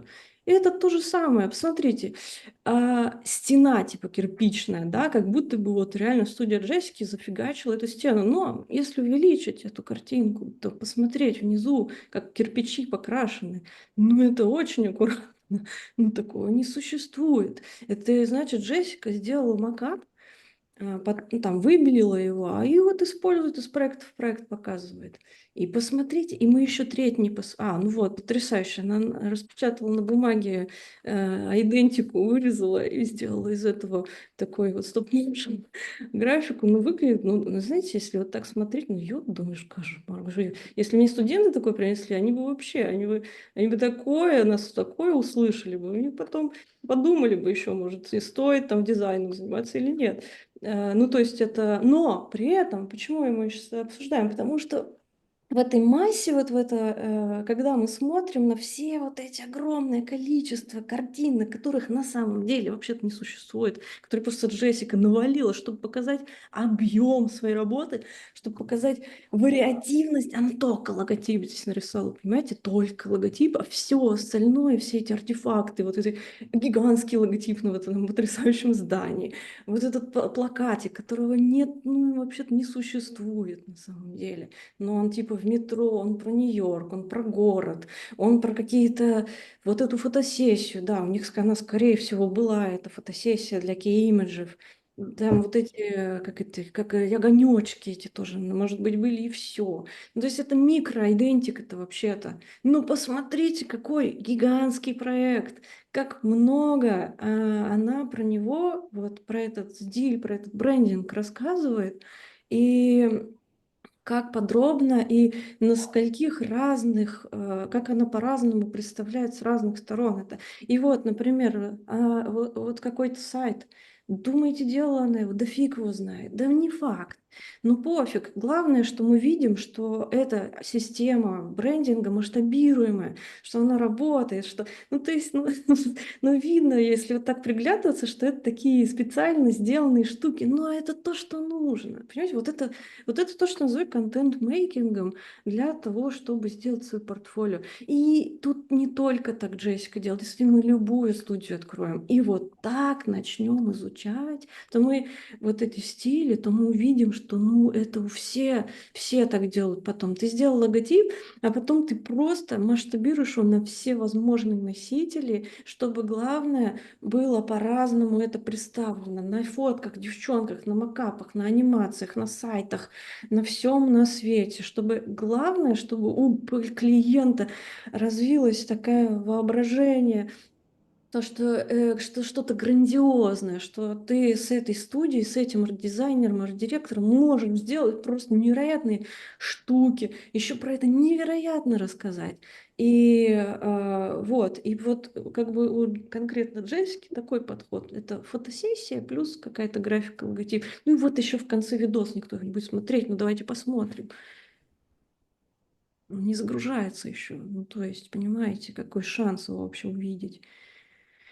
Но сделали, вот прямо вот как это, в HGD раньше мы делали такие презентации своих проектов. Довольно-таки это все еще так просто, с такими простыми способами собрано, какие-то макапы. Ну ладно, да, надо сказать, что этому проекту, возможно, уже лет много, какие-то там устарели, может, принципы подачи, но это, ну, у нее на главной странице, чуть ли не мы на первом экране на эту штуку попадаем. Кстати, посмотри, пожалуйста, это, Юль, это первый попавшийся я открыл проект? По-моему, да.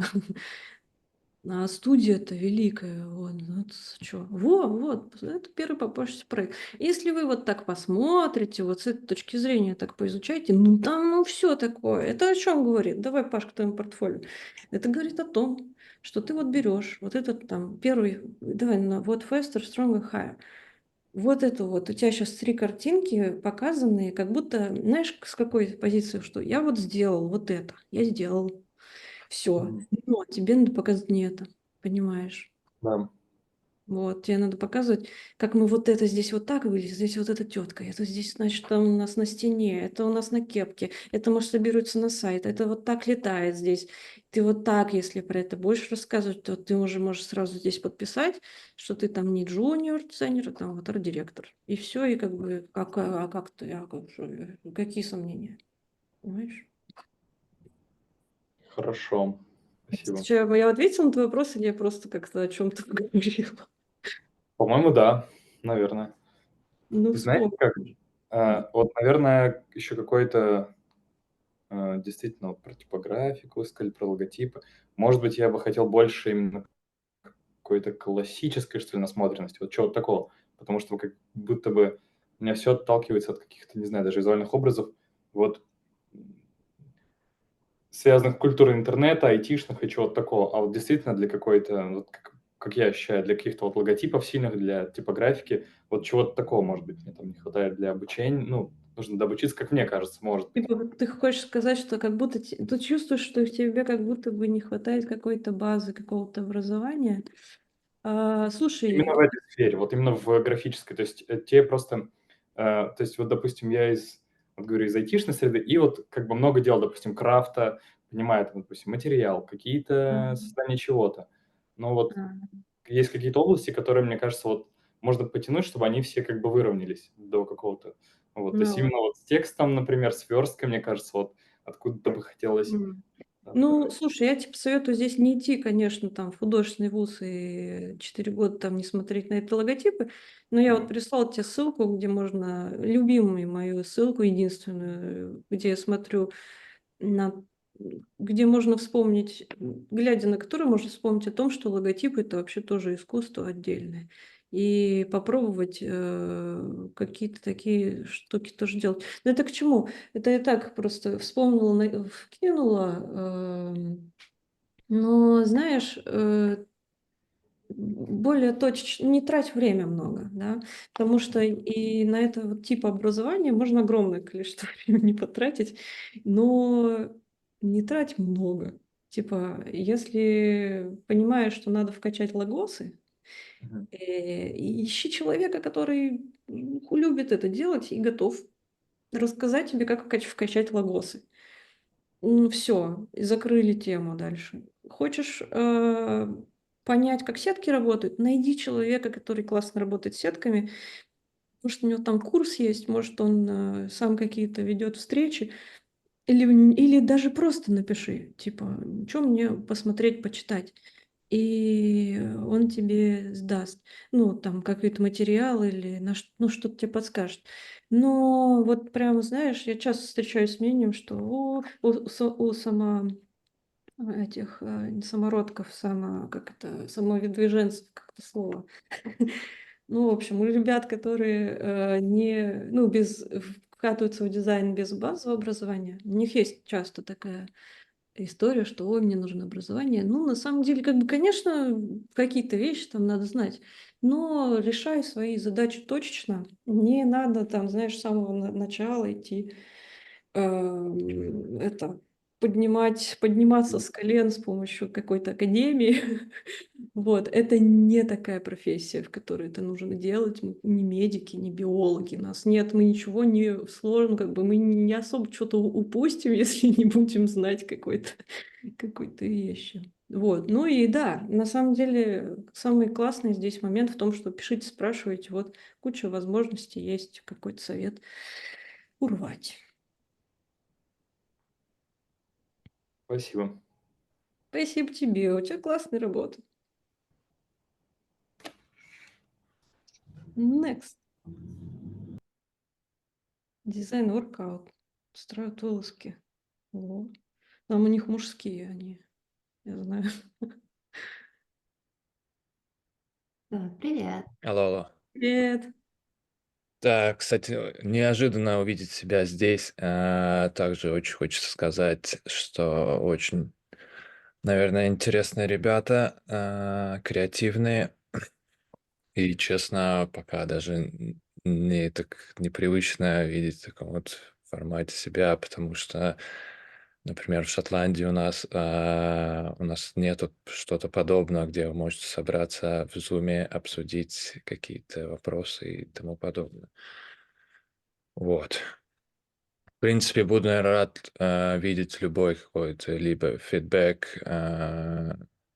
Не уверен, чтобы я сейчас это использовал в плане вот то, что показывается в моем портфолио, Мгм. потому что это было сделано в том году, и мне кажется, я развиваюсь как и любой дизайнер, и вкус меняется, и какое-то построение, даже типография, даже конструкция самого дизайна. Вот, в принципе.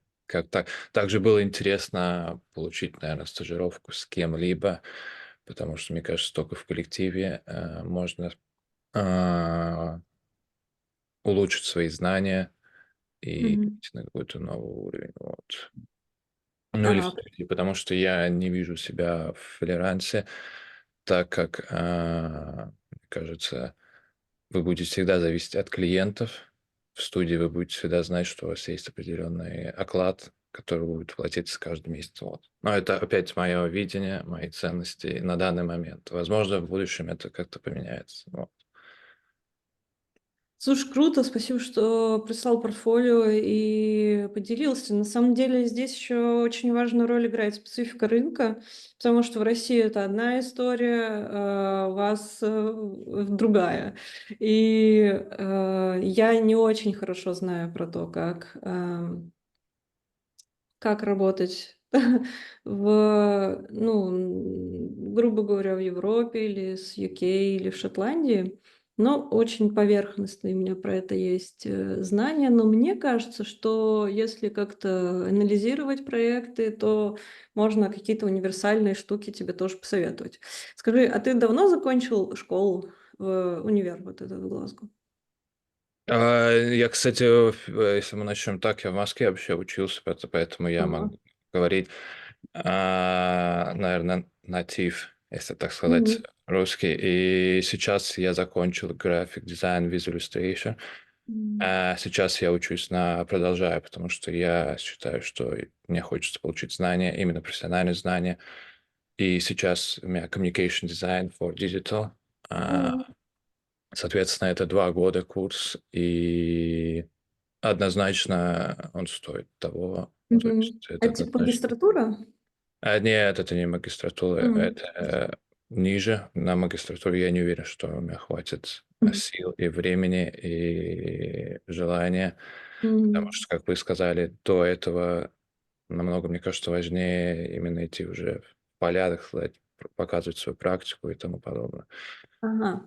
Ну, я начала говорить про UK и Шотландию в контексте того, что ты сейчас там живешь, и логично, наверное, думать о том, что ты там хочешь найти работу. На самом деле там дофига студий в UK разных, во всяком случае в UK, разных на любой вкус, и там огромный рынок, и это плюс, потому что про какую-то другую европейскую страну не всегда так можно сказать. Но это значит, что нужно свое портфолио делать более видимым, более конкурентоспособным. Что может здесь помочь? Первое, это я всегда буду топить за то, чтобы портфолио дизайнера имело свой сайт, потому что когда ты делаешь портфолио, ты оформляешь его именно через диджитал, то ты тоже можешь много сказать о своем видении и о своем понимании каких-то графики, дизайна, процессов.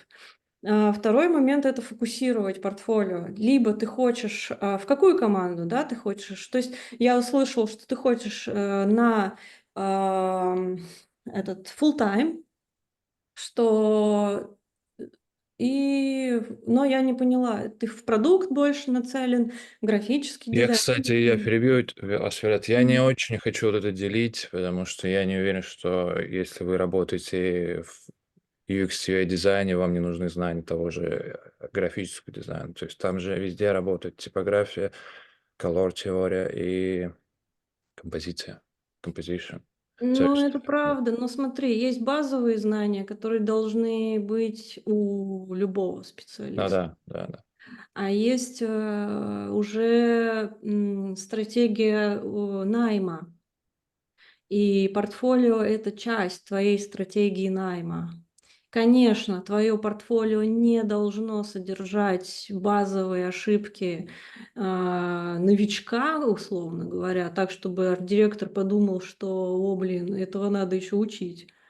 Но и как UX-дизайн, так а, там, не знаю, в студии какой-то. Но ты просто сейчас у тебя портфолио выглядит так, как будто ты действительно делаешь все, но как бы по чуть-чуть. Я бы тебе посоветовала сделать какой-то акцент. Либо на идентике, либо на вебе, либо на UX. Я понимаю, почему твое портфолио сейчас выглядит так, потому что оно достаточно ученическое. Задача какой-то институции — научить людей, в принципе, быть немного более универсальными.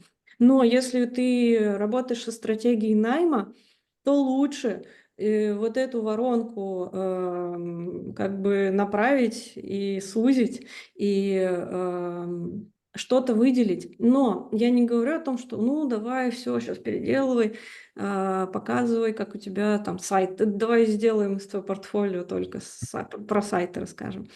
Портфолио джуниор-дизайнера, а это будет та должность, на которую ты будешь выходить в найм, оно должно отражать какую-то компетенцию, показывать арт-директору, что ты владеешь какой-то компетенцией, которую можно использовать, да, в своей работе.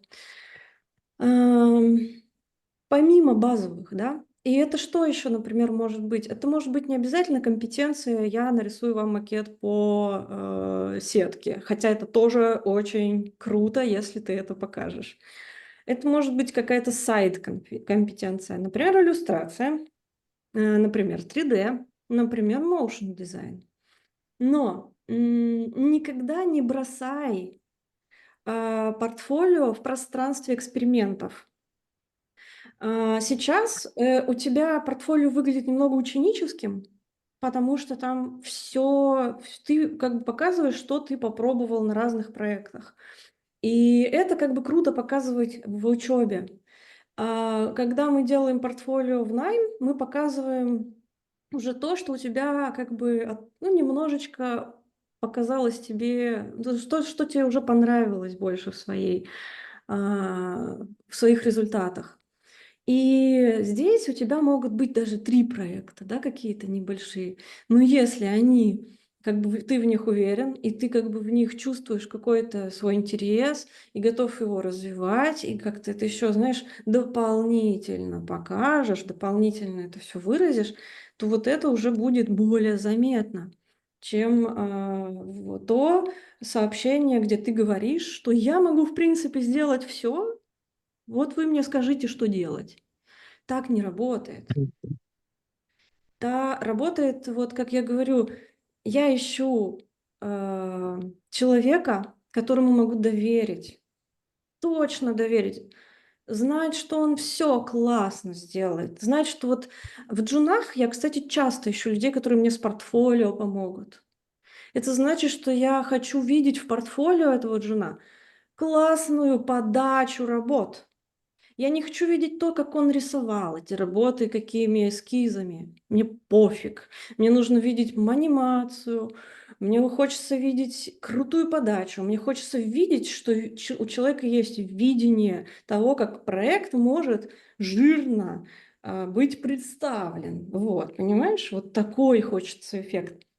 И джунам лучше всего заходить либо с этой позиции, да, в студию, если мы про студию говорим, либо с какой-то опираться, сделать упор на какую-то компетенцию, там, я классно делаю логотипы, или я классно верстаю макеты, у меня сетка сильная, жирная, убедительная, там вообще, типа, вот, как бы у нее, ну, знаешь, иногда есть такие проекты, которые такое впечатление производят, когда ты классно выбираешь фотографии, классно их ставишь на верстку, вот, либо, да, такая компетенция, либо 3D, да, какие-то летают там штуки, это значит, что я вижу, о, я могу этому чуваку еще попросить там нам что-нибудь сгенерить.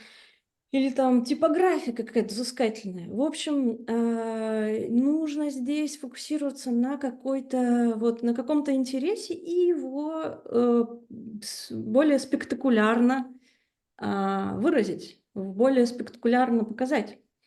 Вот. Что еще, что еще, что еще? Да, ну, либо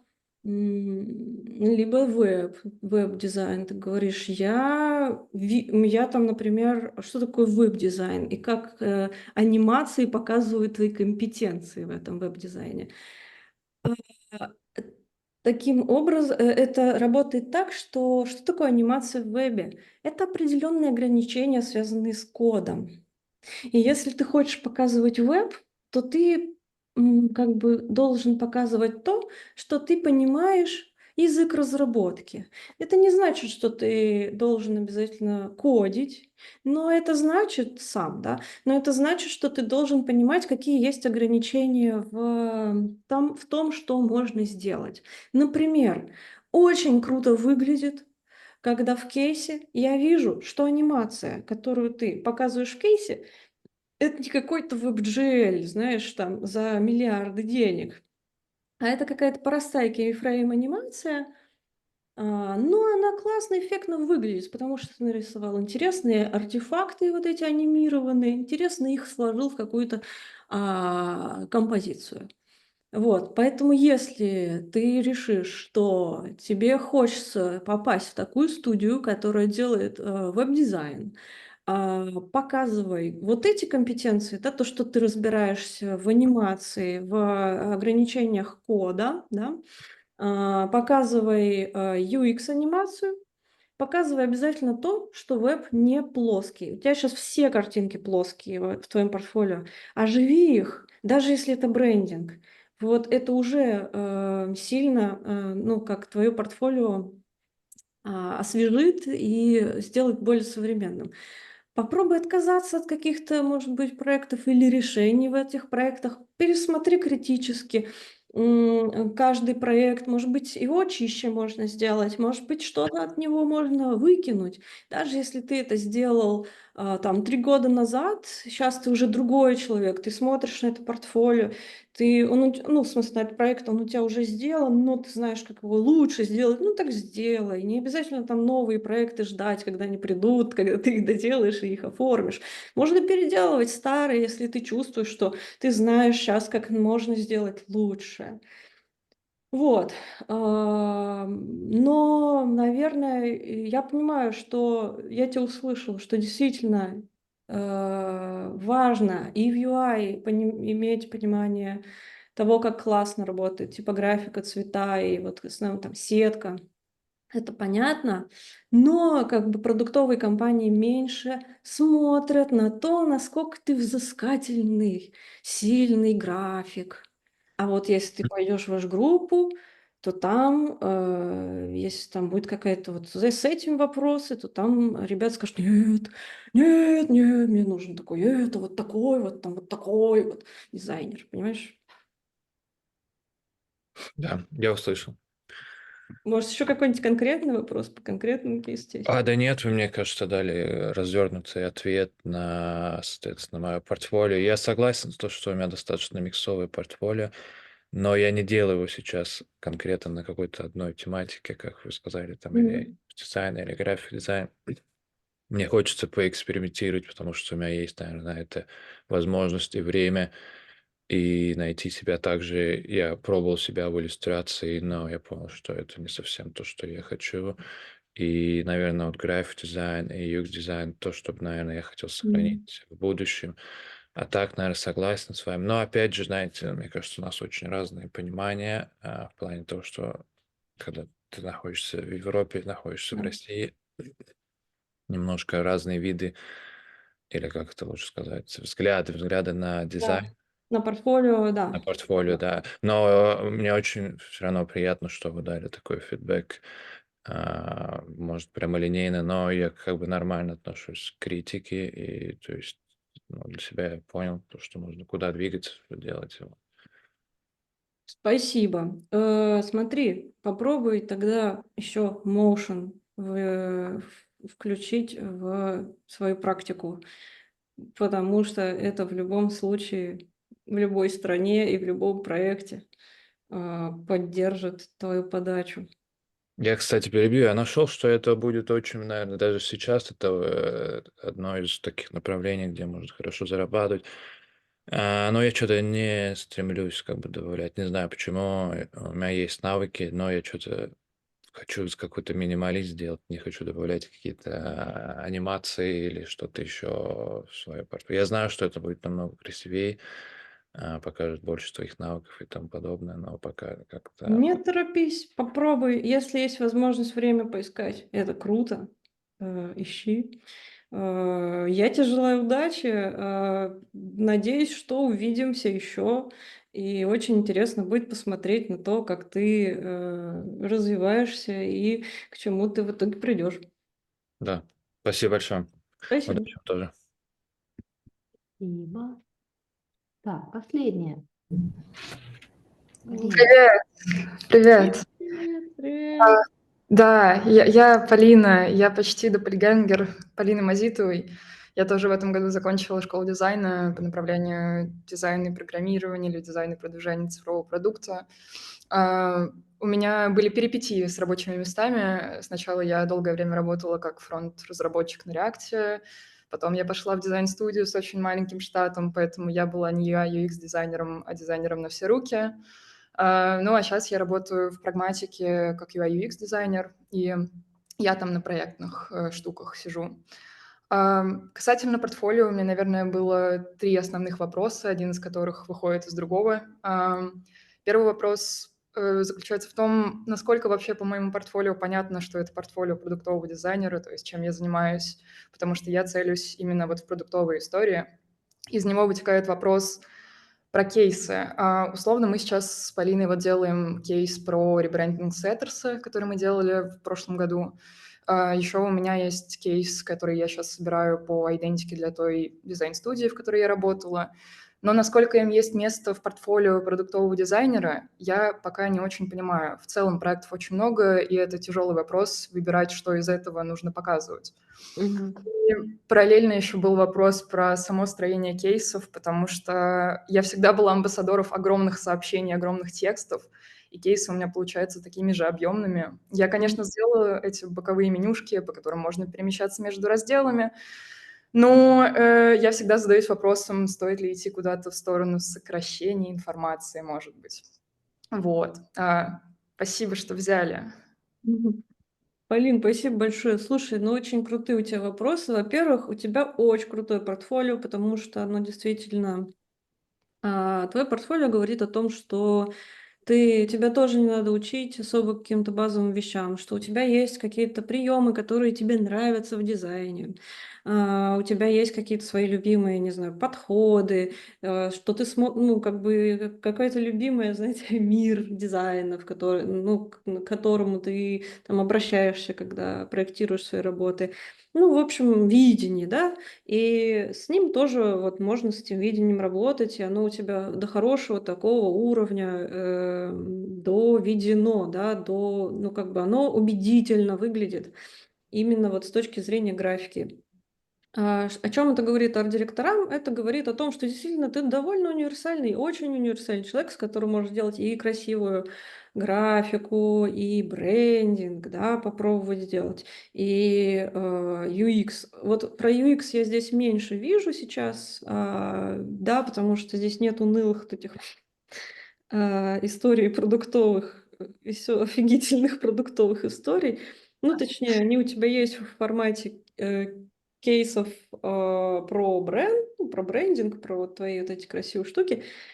Но, наверное, ну смотри, Юлек, можешь, пожалуйста, открыть портфолио нашей любимой, дорогой Тани? Вот смотри, мне кажется, кейс Тани очень похож, ну, на твой. Потому что Таня, она очень визуальный дизайнер, очень у нее сильный, взыскательный стиль, оформившийся, да, такой. И при этом она работает с продуктом. И посмотрите, вот как Таня про себя рассказывает. Можешь, пожалуйста, остановиться, Юлек, вот на кейсе? Здесь мы можем перейти в сам кейс.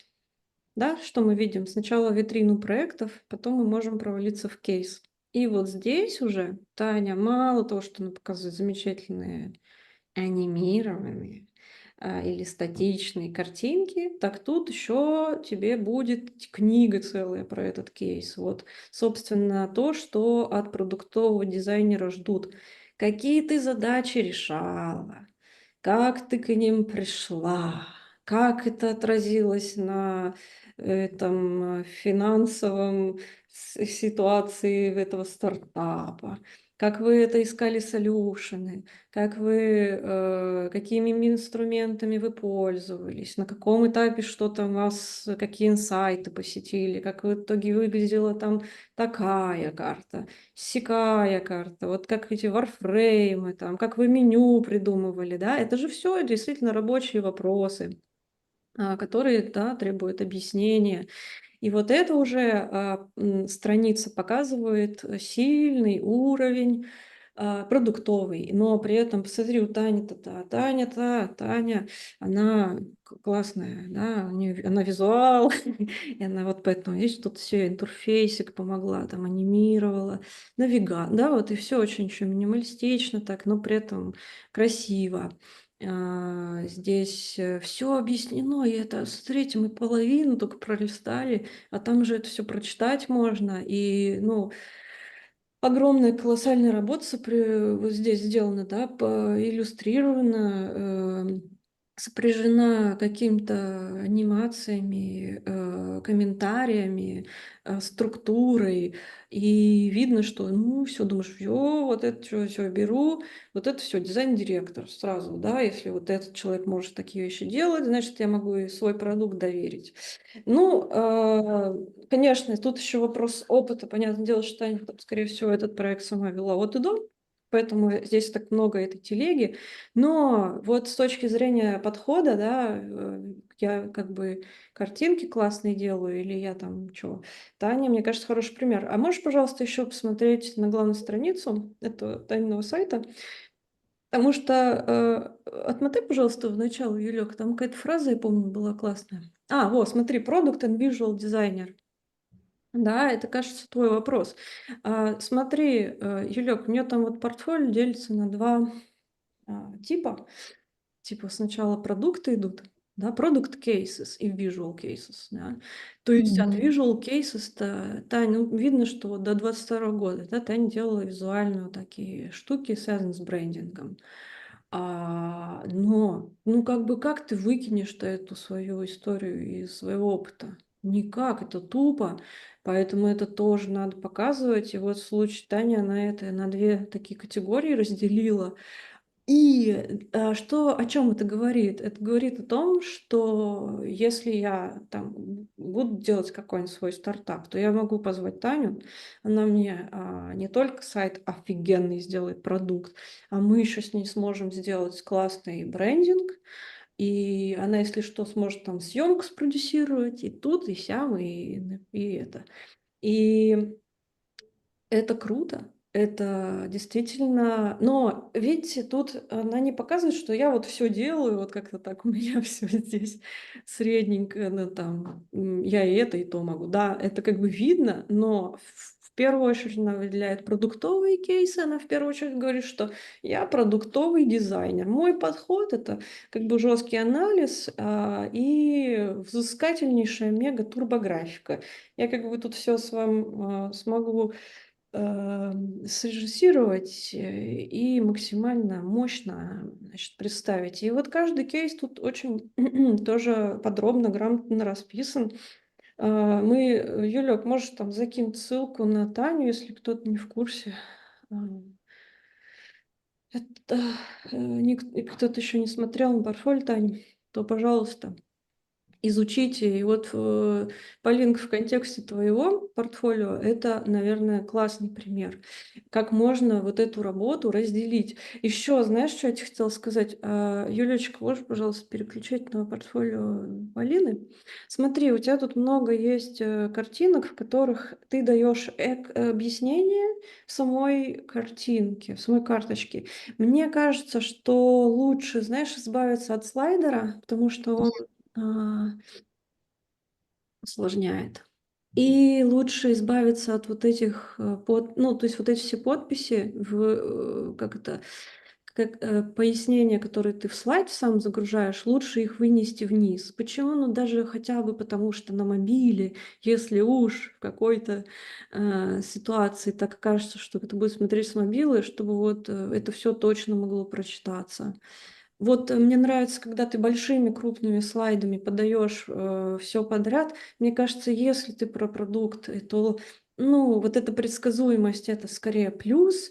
Здесь лучше не перегружай, как бы, вот если ты показываешь эти карточки, показывай карточки, не перегружай. Сейчас логотип много, вот эти head, Мгм. заголовки много на себя берут.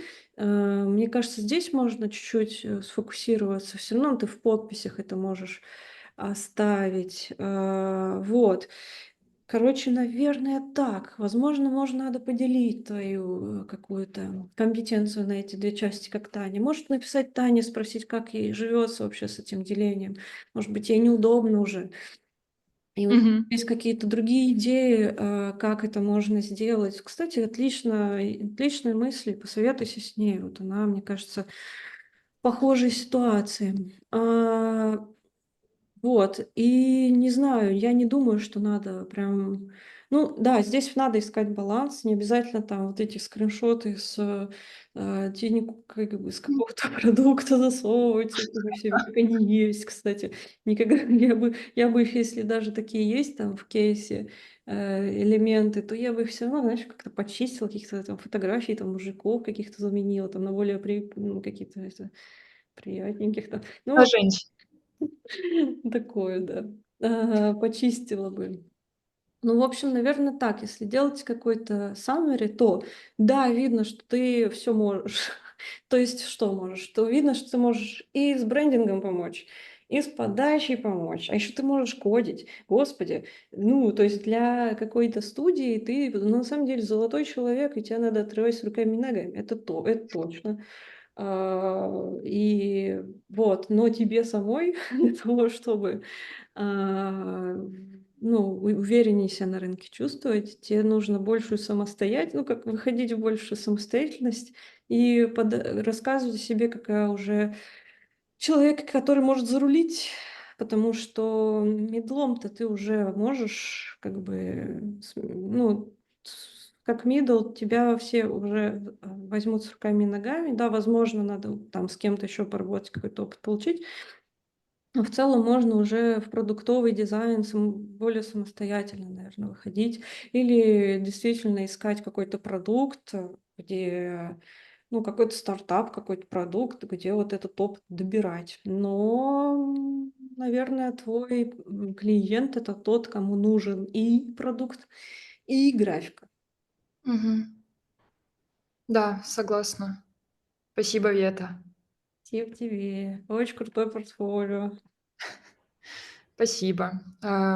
Буду... Да, опыта, если что, правда, нужно набираться. Я сейчас на новом месте работаю, ощущаю, что ну, это офф-топом не про портфолио, что вроде как я все знаю, но есть затыки в каких-то банальных местах, где я могу задачу не понять, потому что у меня просто ну, такой как бы на работе именно не было. Вот, но в целом, да, будем избавляться от слайдеров. Да, супер. Спасибо, Полин. Ну что, у нас закончились портфолио, да, Илёк? Мгм. Давайте подводить итоги. Я кратко суммирую. Я много жестких сегодня сказала штук.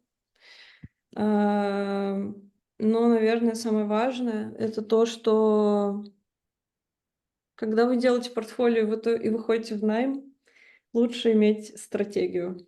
Что это значит? Это значит как бы иметь какой-то порядок, понимание того, куда вы хотите попасть, что нужно людям, которые нанимают, и, может быть, делать свое портфолио, оформлять более прицельно, просто потому что это увеличит шанс на то, чтобы быть более проявленными. Потом еще вот второй момент, который я не проговорила, что портфолио — это не единственный способ рассказать о себе как о дизайнере, как о специалисте. Естественно, сейчас этих способов много. И это не только создание портфолио, это создание сайт-проектов, это коллаборация, это работа там, не знаю, вот как вы сейчас, вы пришли на портфолио-ревью, я вас увидела, я с вами познакомилась, вы друг с друга увидели, ну, то есть какое-то участие в сообществе, какое-то создание движухи в сообществе. Вот, Кристиан, ты можешь сделать ну, как бы какой-то у вас в городе или среди ваших ребят, не знаю, сделать такой же зум-колл, позвать всех и обсудить какие-то свои проекты. И стать сразу же звездой своего комьюнити. Посмотреть, кто в городе, какие есть студии, предложить встречу, познакомиться. В общем, портфолио — это не единственный способ, наверное, рассказать о себе как о дизайнере. И тут, ну, как бы не ограничивайте себя только портфолио, хотя, конечно, мы здесь говорим о портфолио. Ну и третий момент — это то, что к портфолио лучше относиться не как к тому, что вы показываете, те работы, которые вы сделали, что я сделал. А это контент, и вы его собираете специально так, чтобы он был либо спектакулярный, либо там, ну, имел какой-то образ, рассказывал о том, какой у вас подход, какой у вас образ, как у специалиста. Потому что, как мы увидели, эти портфолио сканируются за 3 секунды, и остается только образ, который формируется вот этим, да, нарративом рассказа, вот этого подробного рассказа о проекте. Да, если делаете какой-то брендинговый проект, дорисовывайте к нему сайт. Всегда. Портфолио должно быть ну, как, большим, точнее, кейс должен быть большим, многогранным. Если вас попросили сделать сайт и не попросили сделать идентику, и на сайте готовом какой-то дурацкий логос, а сайт ничего, ну, выкиньте этот логос, нарисуйте для портфолио нормальный логос. Главное, чтобы у вас в кейсе было все, что вам нравится, тот дизайн, который вам нравится.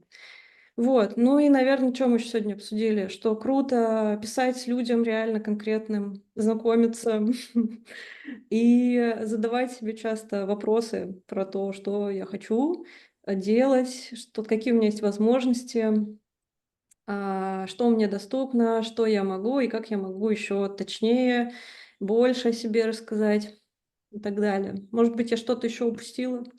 Но в целом вывод, наверное, такой. Точнее, это то, какой бы я хотела, чтобы какие выводы, чтобы вы сделали. Надеюсь, это было интересно, немного полезно, и мне было очень приятно увидеть все работы и познакомиться с вами, и пообсуждать дизайн.